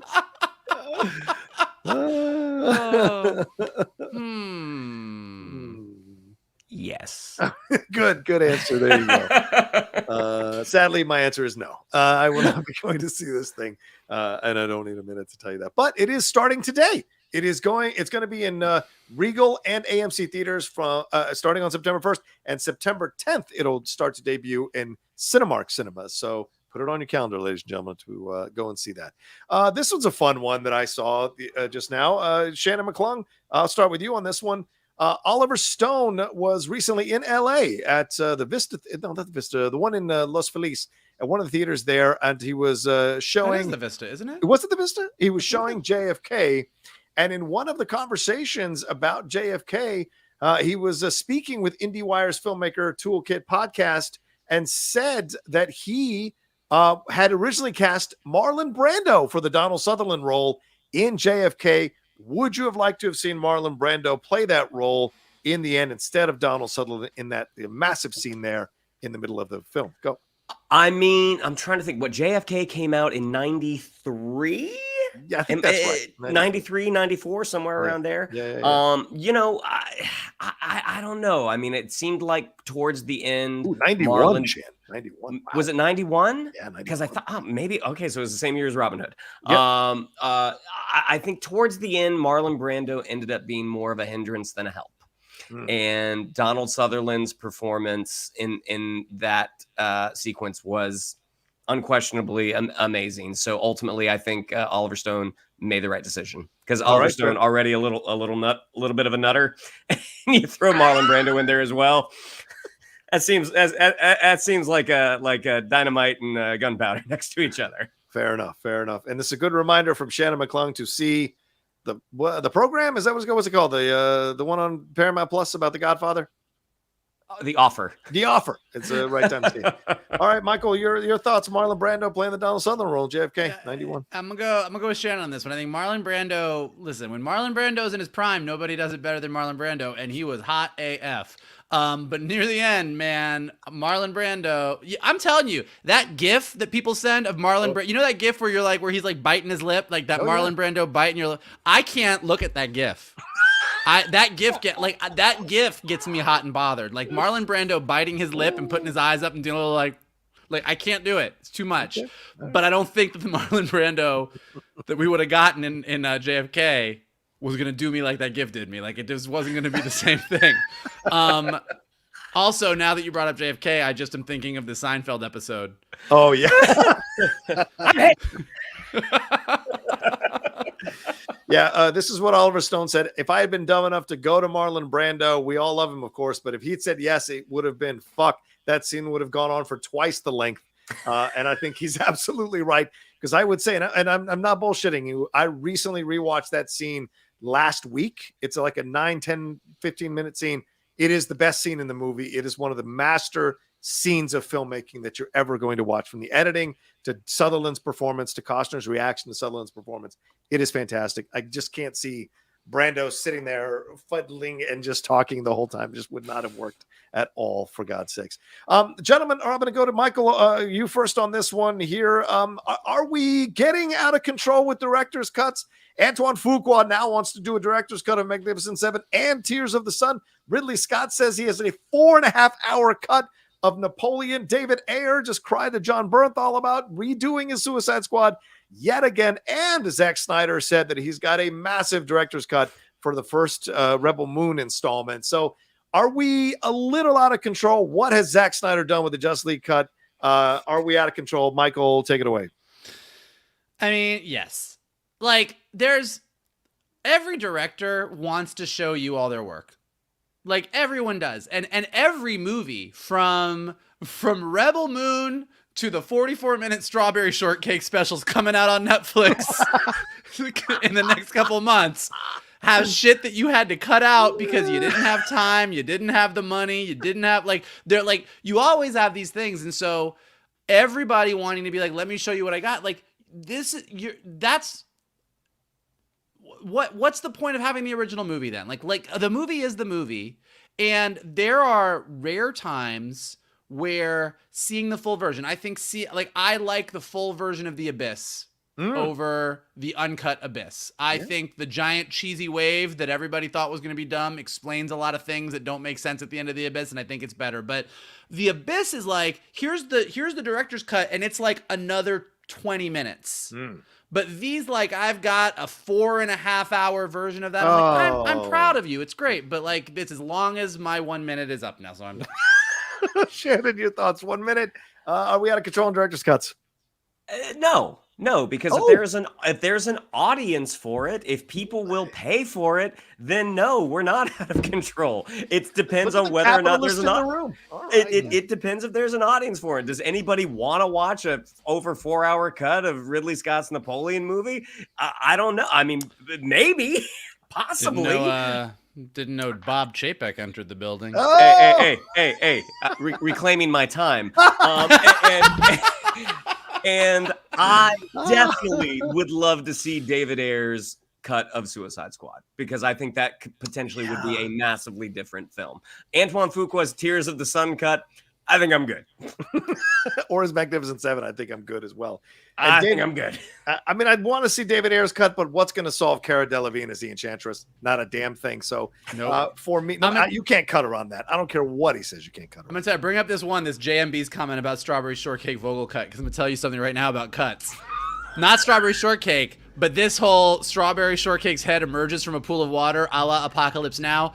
I will tell you 100% that in the My Little Pony animated movie that Lionsgate released, we 1,000% had a scene where Rarity came out of a pool of water with rainbow makeup coming down her face like Apocalypse Now, and we had to cut it for time. So there you go. It's your My Little Pony fact for the day. Rarity, Apocalypse, Equestria. The whole strawberry patch wanted them dead. JMB says, everyone flood Michael with Brando gift DMs. Yeah, I will die. I won't. Be done for the night. I'll light a cigarette and go to bed. I can't. It's all I got for the evening. All right, this is our second to last one. This is a visual one. Shannon McClung, I go to you first. A lot of people are clamoring for this certain person to be Wolverine next because of this picture. Your thoughts? Should Daniel Radcliffe possibly be the next Wolverine simply because of this picture, which looks like it was taken off the set of Logan? You know what? The fact that he is a smaller guy like myself, and he has gotten just like Wolverine. Absolutely shredded, like, that is awesome. Based off of some of his choices, do I think he could do it? 100%. Is he the guy that I would like to see pick up the mantle of Logan? No. Wow. All right, Michael. He did it in 35 seconds. Your thoughts? Does that mean I get 90? You get a minute. I would never in a million years think Harry Potter should play Wolverine. Okay. But now that you've said it, like, there is a part of me that wants them to do it just because I actually think Daniel Radcliffe is a good enough actor that he could pull it off. Okay. And I think that the turn of seeing the kid who played Harry Potter go full Logan and become like give him the cigar, like have him like walking around, it's so fucking crazy that I'm just a little bit kind of on board. Like, I'm like, okay, like, maybe. That's good. All right, that was 40 seconds. Good job. You're getting the hang of the game. And one last one. In this one. Whoa. Good job, and go fuck yourself. One last one, and I actually am going to go back to. Well, actually, I'll go to Shannon on this one first, and this will be the last thing we talk about here. Shannon McClung, you get 1 minute. We lost Bob Barker at 99 years old, didn't quite get to 100, and we lost Arleen Sorkin, the voice of Harley Quinn, this week. So, thoughts on both of these people? You have 1 minute. Go. Bob Barker, depending on when you grew up, growing up in the 80s, I remember The Price of Right being on, and always, even though he had a very funny deadpan reaction to some people's guesses, it just seemed like he was a very comforting guy to have on the mic. And then having him pop up not just in Happy Gilmore, but in the little video that he and Adam Sandler did years later. I'm like, oh my God, awesome. the hospital one. Oh yeah, so funny. I love someone that has a sense of humor about themselves. And Arleen Sorkin. Yeah, man. I mean, I watched a video that had her appearance in a soap opera that she was in that they based the character of Harley Quinn off of, which I thought was incredible and very, very sad to lose her. Okay. Michael, you have time. Go ahead, man. 1 minute. Go. Yeah, look, I mean, we talk about this a lot. Like when somebody passes, it's always sad. Bob Barker passing at 99, it's like you had a run. You did it. Like, good on you. Like you had a good run. Like, I'm sad to see you go, but I feel like you went. If I can go like you go, I'm down. Like, let's do it. Arleen Sorkin makes me sad because she was what, 67? 67. Like that's a shame to me. You know, like when you see people kind of living out their lives, like when you like 67 to me feels like and I don't know exactly the full situation of her passing, but 67 to me feels like you still had a lot left that you could have done. Not even just like professionally, but just like living your life, going where you wanted to go, loving who you wanted to love. Like there just seems like you had like that feels more tragic to me. Yeah, fair point. Yeah, I would see. Okay, let me real quick. Bob Barker, yes, 100%. Looks like Shannon. I grew up on The Price is Right. The man hosted it from 1972 to 2007. You're not going to find many people who are going to be able to do that. And before that, it was Truth or Consequences.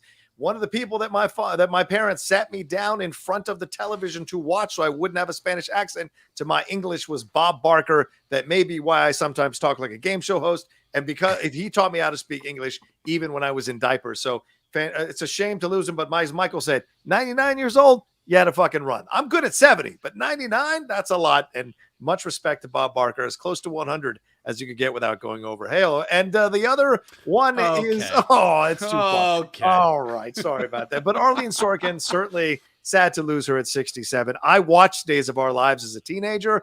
I knew about Calliope before she became Harley Quinn, and I had no idea that episode was going to spark Harley Quinn. But let me tell you something. Her and Ashley Eckstein, two incredible voiceover actresses who created two iconic characters that were not meant to last for too long and have become a huge part of the pop culture nerd/geek zeitgeist. She deserves an incredible amount of credit for that. She was also a writer and a producer and an actress. So a woman who of many talents. Sad to lose her, but like every actor, and Shannon, I know you can speak to this, and Michael to a little bit of an extent as well, you want to leave one legacy character, one legacy that they'll always attach to you. We will always have her as Harley Quinn first before anybody else. And Tara Strong and Kaylee Cuoco have done wonderful jobs bringing their versions of Harley Quinn. She is the OG, and she'll always be the OG. Yep. So rest in peace from all of us here on the Geek Buddies. All right, let's take a quick break, and we'll get into our main topic today, and that is the top 5 movies of the summer. I know we're running out of time, so we got to jump on this. We'll be back right after this. Do do do do do do do do do do do do do do do do do. Getting wild on a Friday afternoon on the Geek Buddies, y'all. I may have put booze in this. No surprise at all. It's a Friday, man. Come on, it's 5 o'clock somewhere. All right, let's see. It's almost 5 o'clock here. That's a good point. Empire fan says, I meant geek stupid autocorrect. LOL. Yes, we know. Don't apologize. Greek Buddies is a thing. It's true. We have to make it happen. The biggest question about the strike is, how did the nanny become the president? LOL. They voted her in. That's how she became president. It is wild, man. When you watched the nanny growing up, you didn't know she'd be on the front lines like this. By the way, we just did My Cousin Vinny as a watch along on the Cinephiles for our patrons, and it occurred to me, because that's 92, the nanny is 94. I wonder if Fran Drescher based a lot of her stuff of what Marissa Tomei developed for her character that won her an Oscar in My Cousin Vinny, because there's a lot of similarities. I didn't watch your watch along, but I watched it recently. Some friends came over and were like, let's watch My Cousin Vinny, and that movie holds up. Oh, yes, it does. It is still funny as shit. I agree. I'm Two Flat Cam says, hello, buddy. Just curious, who is your favorite DC hero? Also, what is your favorite Star Wars movie? Mine is Static Shock and Empire. Also, Rocha, the Seattle Seahawks are winning 11 games minimum, unlike your sorry team. Bro.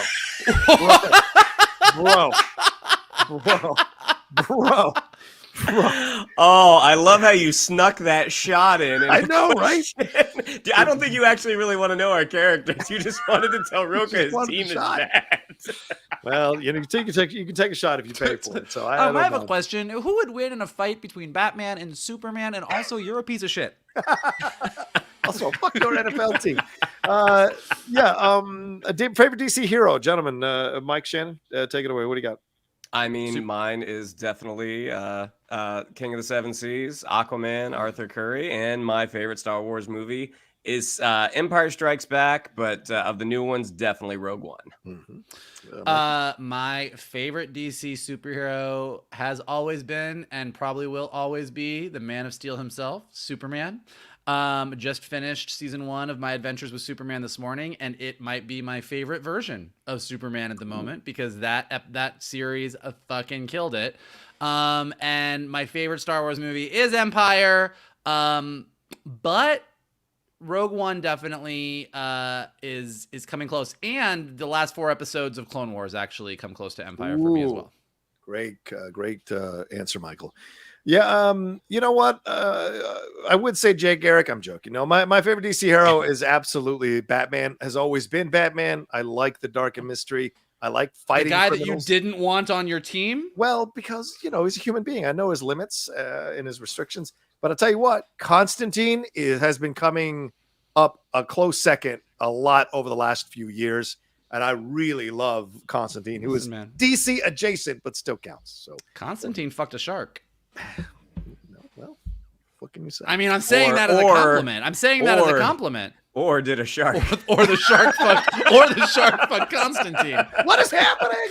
I don't want to bring up the celestial in the ocean.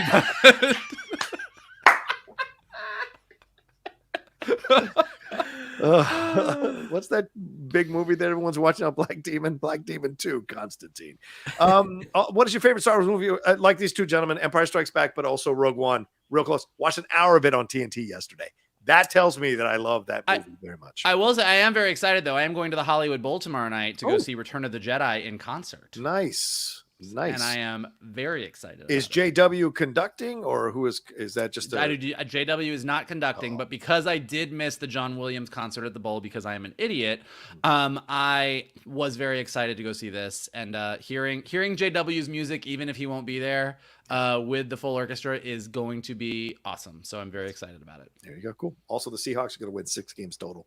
Enjoy not being in the playoffs. All right, let's move on to our top 5 films of summer of 2023. Gentlemen, we didn't plan this one out, so who wants to go first?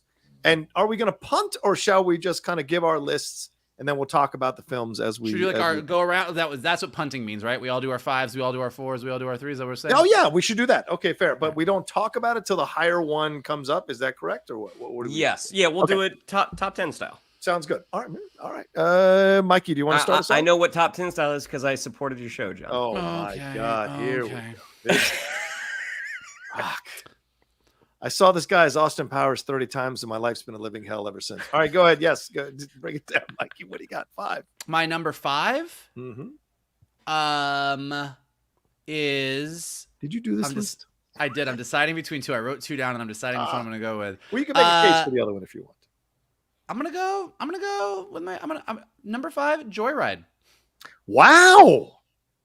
Okay, respect. Go ahead. I don't think that's on any of our lists, so go ahead. I found Joyride to be fucking delightful. I think I laughed harder than I've laughed in a movie in a really, really long time. And I thought it was really sweet, and I thought it had something to say. I think a movie that can be really raunchy, funny, and have a fucking point is great, and I'm really sad that more people didn't see it. When I came out of the theater at Joy, I saw Joyride with a packed theater.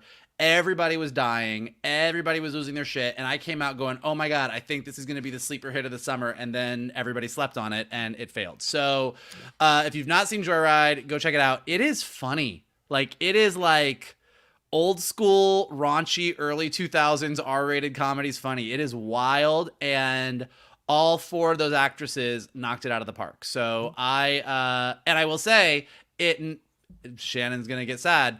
It did knock Dial of Destiny off my top 5. I loved Dial of Destiny. Wow. I love Indiana Jones, but as much as I love Indiana Jones and think there was a lot of good about Dial of Destiny, I think I'm gonna go with the new generation and give Joyride my number 5 slot.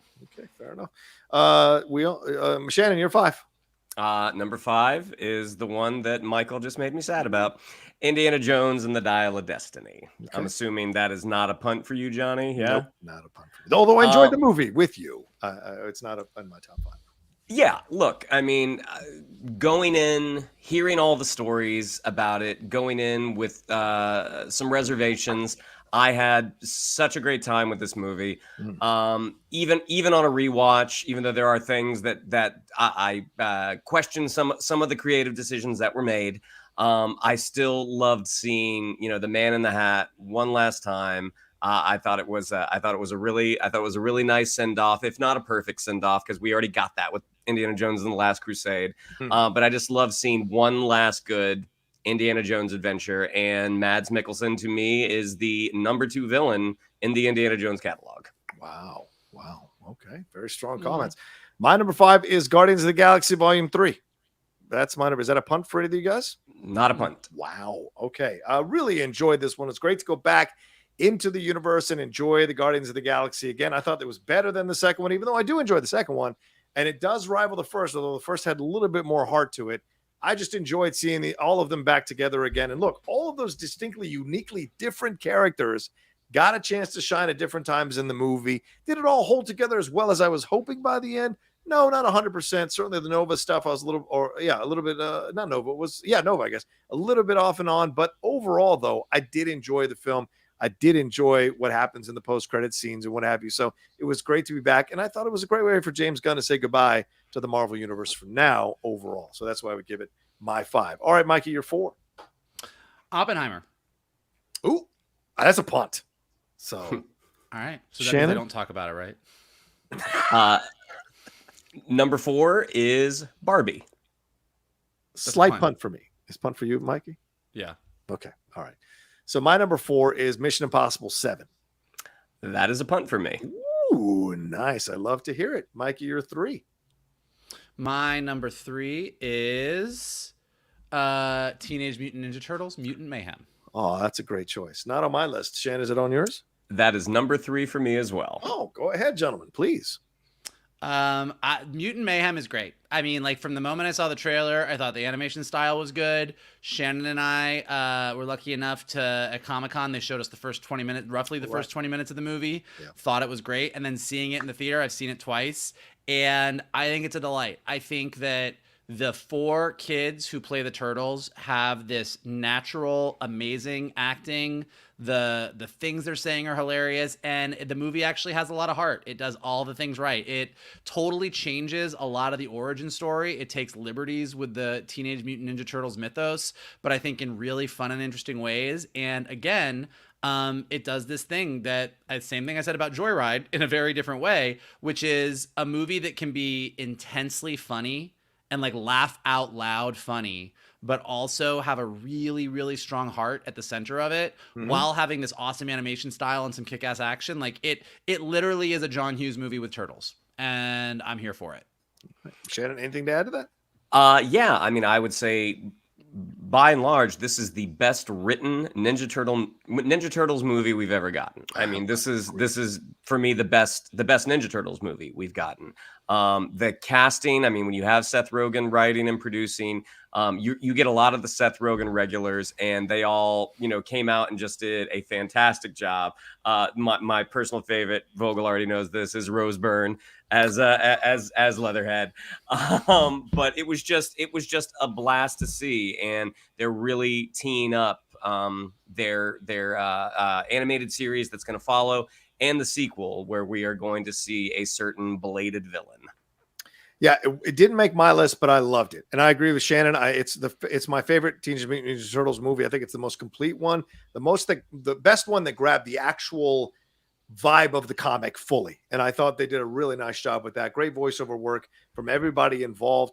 It's the year of Ayo Adebiri with the bear, with Bottoms. Yeah. This woman is blowing up as an actress. And the fact that she's turned off her social media lets you know how big she's getting. So that to me is a fantastic thing to see. And she was great as April O'Neil. And I love the heart of that one. Just those kids and wanting to belong and wanting to be part, fumbling around, stumbling around, but also the fact that you gave the villain a little bit of a human sorry, how can I some humanity to the villain because of what he has experienced. That's why he's doing the things that he's doing. So just misguided. I like that as a nice twist in the film as well. So, all right, Mikey, you're number 3. Oh, and for Well, people what was your number 3, John? Oh, sorry, my number 3 is Barbie. So is that still a punt? That's a punt. Okay, still a punt. So the way we're doing it, for people who don't know, because maybe he hasn't listened to top 10, we punt to whoever has it the highest, then we discuss it. So go ahead, Mikey. What's your number 3?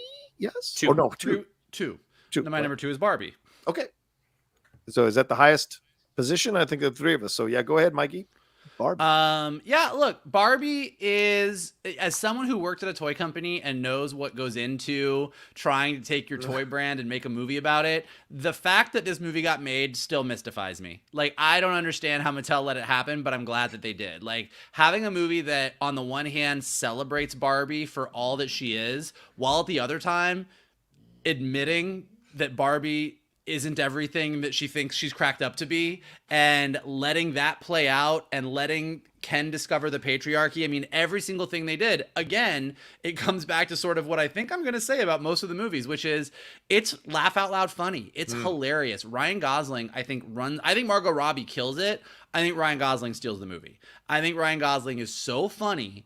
And yet at the same time, it's really sweet. Like, I got choked up. I got a little teary-eyed near the end, and I know a lot of people that did. I mean, I get why women were running out saying fuck the patriarchy, and I understand why every time I went to the Grove for a 2-week period, most of the people at the Grove were wearing pink, male and female, because it was a happening. It was cool, and it was also just fun to see people this excited about a movie. Like, it's been so long since you saw just everybody coming in droves, and that made me, as someone who loves movies, really, really happy. Shan, your thoughts on Barbie? Yeah, I mean, I thought this was so funny, and across the board, the supporting cast, but definitely Margot Robbie and Ryan Gosling. I thought they were just so funny. It was very, very enjoyable. Again, I love to see, even if a movie doesn't check all the boxes for me, I love to see an audience into a film. I do think it kind of runs out of gas at the end, but I enjoyed it enough for it to be number 4 on my list. Yeah, I've seen it 3 times now, and I have not enjoyed it. So it is a fantastic film, incredibly well written. There is more to get out of it. When I initially watched it the first time, I thought to myself, I got it. I don't need to see it again. I convinced the Lady Outlaw to go. She did not want to go. She thought it was just going to be yeah, let's love the Barbie doll type of thing. And when she came out of it, she had such a great experience at it, because she is a feminist and enjoyed a lot of the feminist stuff that was going on in that movie, but also created space for the dudes to exist as well. And last night I rewatched the behind the scenes on the making of I'm Just Ken, that whole musical sequence, which is fantastic. I just fell back in love with the genius of the movie 100%. And it's going to be really interesting to see what happens with Greta Gerwig down the road with the Oscars, because we've got Saltburn coming out, which is Emerald Fennell's movie. We've got all these other films that are coming out. Maestro, Ferrari, all these other films are coming out. There's only 5 Best Director slots. Will she make it? Because this film made so much money for the inventiveness and for the genius of being able to turn this film about a doll into a commentary about gender politics and about our world. So I don't know, but it takes a certain level of genius to have done what she did and make it mainstream consumable to the point where it made over $1 billion and has become the crown jewel of WB's film slate, possibly the biggest one when it's all said and done. So pretty incredible stuff for sure. All right, Michael, was that your number 1? So number 2, right? So Shannon, what's your number 2? My number 2 is Across the Spider-Verse. That is my number 2. Yeah, absolutely. You got to punt it. Oh, we're punting. All right. So, Mikey, what's your number 1? I think we already said it, right? Or no? What's your number 1? All right, let's talk Across the Spider-Verse. Okay, let's go. I mean, I think it's one of the greatest movies I've ever seen. I just watched it again the other night. A friend of ours hadn't seen it. He came over, so we watched it, and I think it is a like an amazing cinematic achievement. Yeah. Not just an amazing animation achievement. It's just an amazing cinematic achievement. Like the balls of storytelling. I mean, to have a 20-minute Gwen Stacy sequence to open the movie before you get to your opening credits and even dive into Miles, and then getting into the Miles story, an animated movie that like lets its emotional moments, like the whole scene with Rio and Miles, really take its time. Yeah. Everything about Mumbattan, canon events, like all of it. And then, you know, there's just, as someone who works in animation and knows how hard animation production is, the number of artistic styles, the sheer amount of characters, like the scale of the movie, and to end it on a cliffhanger that is like Empire Strikes Back good. Like, you know, like everything that happens in the last 15 minutes of that movie gears you up. Like every time I watch it, even though I know we're getting to it to be continued, the last 15 minutes amps me up so much because it just takes all the emotional pieces of this movie and just like goes balls out with an amazing score and drum beat that's just as intense as what's happening emotionally. Like it's like, but definitely my favorite movie of the summer, probably my best movie of the year, and maybe going on the list of some of my greatest movies of all time. Wow. All right, Shannon, your thoughts? Yeah, I mean, agree with almost everything that Vogel said. I mean, it is a beautiful movie to watch, to take in for the eye. It is so funny. It has such incredible heart. I mean, the type of film that can make you sit on the edge of your seat, make you shed a tear, and make you laugh all at the same time. I mean, this one kind of had it all. The only place where it doesn't get to number one for me, and it doesn't surpass Into the Spider-Verse, is that cliffhanger ending. To me, it's like, this is not a complete story. By the time Beyond the Spider-Verse comes out, I may sing a different song. I mean, it might be like when Return of the Jedi came out, I'm like, yep, Empire is the best one. So that's possible, but as of right now, it is in second place on my list and in the Spider-Verse trilogy. I can argue with you why it is a complete movie, but we don't have time, so I would say that. I mean, you can try. Maybe on the next I'll do it. Okay. I'll do it. Okay. Yeah, I mean, look, this is how do you follow up an incredible film like Into the Spider-Verse? You knock it out of the park like this. I mean, it's such a cinematic achievement, as you were saying, Michael, earlier.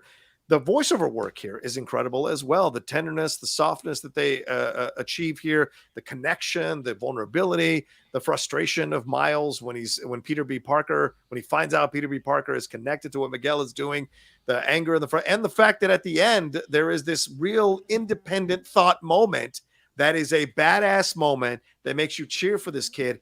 But you strip away all the superhero stuff. It's about a kid who has a special gift, and he's trying to find a way to function with it in his life at a young age, with the responsibilities that he has at school, responsibility he has with his parents, and possible feelings that he has for a woman or a girl who is feeling like the last time she tried this angle, it hurt her feelings way too much. How do I navigate that? So there's so much that he had to navigate, and he's coming into his own. And how many of us haven't gone on our own journey to find our voice? So there's a universality to it that I think it really works. Beyond the incredible visuals, the fantastic sceneries, set pieces and places we got to visit throughout that film. It is just an incredible achievement. 2023 may go down as one of the greatest years in movies by the time it's all over, despite all the madness going on now with strikes and what have you. All right, Mike, we already did your number one, so we'll swing around to Shannon. What's your number one?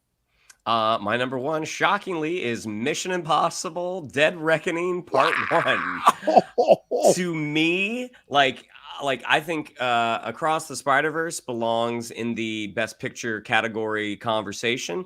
I don't think Mission Impossible does, but what I do think Mission Impossible is what a summer movie is supposed to be. It was just exciting from moment one until the credits rolled. And for someone that has not traditionally been a fan of this franchise, like they're fine movies. But as we talked about, we walk out and we're like, I don't know what that'll happen. This one actually stayed with me, and I thought more and more and more about it. And I mean, this one just checked off all the boxes for me. I thought we had such a fun villain in Isai Morales and Palm Clementif. It was just, I mean, I love a team working together, and the IMF team in this this was just such a fantastic film. Fantastic film to watch for the few times that I did go see it in the theater. Yeah, it's on my list. It's my number 4. I loved MI7. I've seen it twice now, and that's also a film that ends with another one coming. But I feel, as Shannon, I think might feel as well, it's a more complete film that doesn't leave you on the cliffhanger necessarily. Kind of wraps up what it's supposed to do, but still teases what's coming. And this is one of the best Tom Cruise performances I've ever seen as well in any of these films. And Haley Atwell is just, I don't know what it's going to take, because she delivers a fantastic performance in this movie. And it was great to get back in touch with the IMF and all the different people involved in it. And great return of Henry Czerny as the somewhat villain here in this, which was so good. You didn't know how much you missed him till he showed back up again. You're like, oh yeah, this is the great villain of the entire series to go toe to toe with Tom the way he does. It's so damn good. Can't recommend it enough. And Isai Morales, I mean, great to see a 1980s actor still show you what he can do. And shout out to that Latino motherfucker. It's so great. So then my number 1 is Oppenheimer. I mean, that's to me the greatest film of the year so far for me, top to bottom. An incredible story that explores one man's desire to achieve a certain level of fame, overcoming his own questions about himself, his mental health issues, and finding the thing that he's supposed to do in the world, and then realizing the consequences of that pursuit in such stark fashions and how that can affect his life. The performances, the writing, the direction, the story, the gripping nature of it all. I've seen it 4 times now. It is one of these films that is not ever going to let me go. And it is an instant classic, like 1917 was an instant classic to me. And it is one that will be analyzed and dissected for many, many years to come.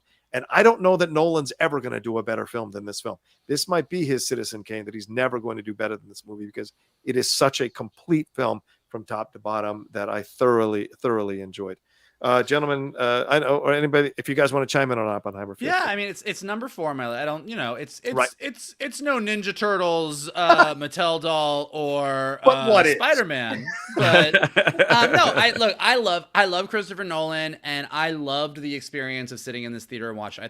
I think, and I said this when I came out, like Nolan's ability to have an extended 15 to 20 minute scene where a bunch of dudes are just talking sciencey gobbledygook, but have a score that is so intense that you're just like, oh shit, it's getting real. You're like that, like they're just walking around talking about, hey, we should put a school here for the people's families, and it's like boom, boom. Like it is his ability to like take something that is not that. Oh, okay, we've got a dog in the. Hey, we've got his ability to. His ability to do that is great, and I thought Oppenheimer was amazing. Wow. It's not my favorite Nolan film though. Like I think it's a great achievement. It's not my favorite of Nolan's movies. I think there's others that kind of like just catch me and get me swept up a little bit more. I do think it's funny. I saw it with a good friend of ours, our buddy Paul, and we got out of the movie, and I said, "So what did you think of the movie?" And he goes, "What is it that Peter Griffith says on Family Guy about why he doesn't like The Godfather?" And I was like, I don't remember. He goes, "It insists upon itself." I feel like this movie insists upon itself. And I think maybe that colored my opinion, because it was as we were walking out of the theater, he goes, "I just feel like Oppenheimer insists upon itself." And I was like, you know what? I really enjoyed it, but I also don't think you're wrong. Fair point. Shannon, any words on Oppenheimer as we wrap up this section? Oppenheimer would have been number 6 for me. Wow. And with Gran Turismo as an honorable mention. Yeah, Gran Turismo was damn good. But with Oppenheimer, I think I think there are sections that are the greatest things Nolan has ever done, and there are sections that on a second viewing, I'm like, man, I am checking out of this hardcore. Really? And it has nothing to do with the performances. I thought the performances were all fantastic, but there are just certain sections of the story that are so compelling. And there are others that I'm like, now I can go to the bathroom. So for me, it would probably be Nolan's number 4 film. Okay. Behind Batman Begins, Dark Knight, and Inception. But I did enjoy it. Okay. All right. Put Interstellar higher on the list for me. Oh, you two insist upon yourselves. All right, let's hit. That's it for our segments here. But let's hit our final Streamlabs and get on out of here. I know we've gone over 2 hours, so thank you all, and thank you to these two gentlemen for hanging out as long as we are hanging out here. Greg Mond says, I think Star Wars should be rebooted / reimagined. The story starts off saying in a galaxy far, far away. Who's telling the story? Is it told by word of mouth like a game of telephone? The end of Ahsoka should have Hu Yang saying, "Here's what really happened." And I want an Oliver Stone movie about President 45 called I Did Everything Right, LOL. Also, just started director's cut streaming service. People will quickly understand they really don't want that. Wow, that's a lot of vomiting up there, Greg. All right, respect. By the way, I agree with that last point. you think you want it. Yeah, that's a fair point. Greg Mott says, the irony of WB hedging all their bets on the Flash just to have Barbie come in and take the summer awesomeness. I mean... That's a fair point. Let's see. Hot security guard. This is our last one. He says, hey guys, do you think Rachel Zegler is risking becoming like Taylor Kitsch and Jai Courtney, where on paper she's taking on all the right projects and offers she's getting, but the results just aren't clicking with audiences, and maybe she needs to get better media training as well.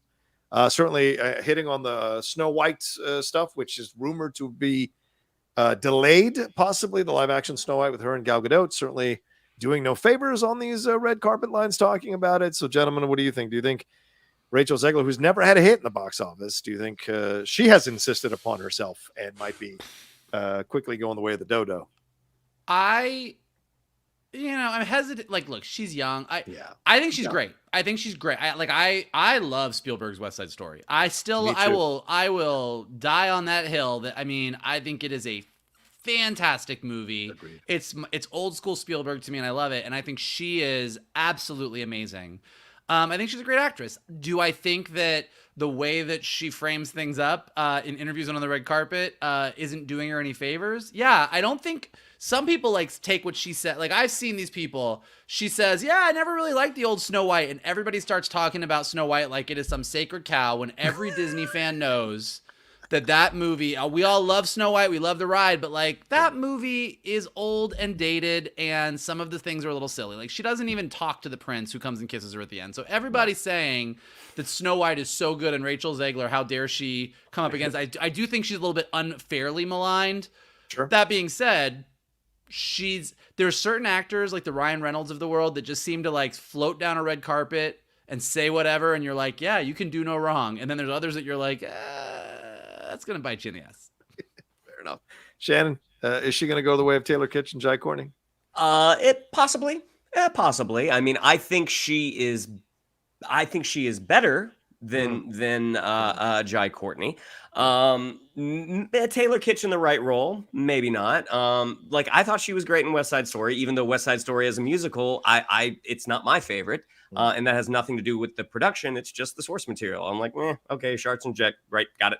Shazam 2, no one came out of that looking good. So that's not really something with her. I mean, I think when she was kind of quoted saying that, if I'm standing there all day in a princess costume, I deserve to be paid.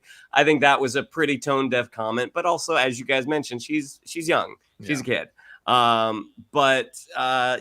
mean, I think if this Snow White doesn't work, I mean, it's possible that maybe she's not going to be, she's probably not going to be the star going forward. It's possible. Yeah, we've got 2 movies to watch on this one, because the Hunger Games movie as well that she's going to be leading. So we're going to have to see how both of those films do to let us know where she ranks in terms of public acceptance. In terms of talent, I think there's no question she's incredibly talented, much more talented, in my opinion, than Taylor Kitsch or Jai Courtney. And I want to see what happens. But yes, I mean, the way she responded, and I have not turned on Rachel ever, even though she's got that theater kid vibe like Anne Hathaway had. But that response where she's like, wrong. I mean, there's a bit of snideness to it that I think people aren't cool with. So do I think she's being unfairly maligned? Yes, but also you've got to be aware of the world that you're in and how to present this stuff. And to do it on a Disney red carpet, I think, is another strike a little bit in not understanding the room, so to speak. Yeah. John Carter of Mars, guilty pleasure. There you go. Throw it on the pile. I like watching it. You do. All right. Haunted_Autumn says, life has been a real hurricane of uncertainty lately. Thank you all for providing a bit of joy and relief in this storm. Godspeed, Geek Buddies. Thank you. And hurricane for us in LA, so we get it. It's true. And yes, thank you. Empire Fan 1980 says, it'd be so funny if they finally reveal who Uncle Ben was and it was Joe Pesci, LOL. I would pay all of my dollars. All of my dollars. Wait, what's the reference? Why am I missing this? Spider-Man. Marissa Tomei is Tomei. May. Oh! So what if like they finally like Peter's Uncle Ben was Joe Pesci? Hey, it's New York. It would work. Oh my God, that's great. Peter, what are you doing? What are you doing? Peter, May, get you think over this is here. funny? Peter, you think this is funny? Haunted_Autumn says, I need the box quote on the Oppenheimer Blu-ray to be, it's no Ninja Turtles. Michael Vogel, the Geek Buddies. Yes. You think someone's gonna pick up my quote? I'm into it. They can have it. Anyone can have it. It's no Ninja Turtles. It'll do though if you got 3.5 hours. With all great right, well, there power you go. comes great responsibility. Or the back of my hand. Peter, I'll put your head in the vice. I'll put your head in the vice. You Utes today. Thank you all so much for watching this live episode of Geek Buddies, which we're wrapping up here. Went 15 minutes over than what I was hoping we go, but we thank you all very much for hanging out with us. We hope we entertained you tonight heading into this holiday weekend. Enjoy your day off on Monday for Labor Day. For those who take the day off on Labor Day, we hopefully you'll catch up on some of the Geek Buddies reviews and shows for as well. But Shannon, what do we have to tell them? Yeah, if you'd like to follow us on social media, on Twitter, it's at Geek_Buddies, on Instagram at _Geek_Buddies. If you'd like to follow me on social media, on Twitter, it's at Shannon_McClung, on Instagram at Shannon the Geek Buddy. If you would like to get some more unconventional poll quotes, follow Michael Vogel at MKToon. And if you would like to throw out some Joe Pesci references that Rocha might not get right away, you can follow him at the ROCHA'S. So funny because we just did the My Cousin Vinny watch along earlier today. So Michael, please take it away. Well, we hope you enjoyed this wild and crazy Friday with the Geek Buddies. And we hope you don't forget that John Rocha likes these live shows because he likes to touch the people. Hey-o. And here's what you can do to help us keep doing what we do. Smash that like button below. Check out the Outlaw Nation page and all the amazing content that John Rocha has going on. Leave your comments below on the YouTube page. Let us know what you thought of this video. Let us know what you thought of literally everything we talked about. It was a lot. If you're listening to us on a podcast, go ahead and leave us some stars and some comments so we go up in the rankings. And as always, the best thing that you guys can all do is retweet this video, post it on your socials, send it to your friends, and tell them all to hang out with your buddies, the Geek Buddies. Yeah, and as Michael said with the podcast, subscribe to the podcast, guys. We get thousands of you who watch every week. Subscribe to the podcast. Help us out on that front as well. And Derek Johnson, one last Streamlabs Superchat said, got to do a show where you all discuss and deep dive your guilty movie pleasures. Well, could be a lot of fun. We've been talking about a Night Buddies. We will see if we do a After Dark Buddies. That could be a fun one with some drinks in us for sure. So in togas. In togas, exactly, the Greek Buddies at night. All right, there you go. Thank you all so much. You guys are the best. We appreciate it, madly. Thanks for all the Streamlabs Super Chats and the lively chat. And don't forget, we just did our Ahsoka spoiler review for those who are catching up on that show. That is up there for you all to watch as well or listen to on the podcast feed. Until next week, enjoy your holiday, and we'll talk to you next time with another brand new episode of The Geek Buddies!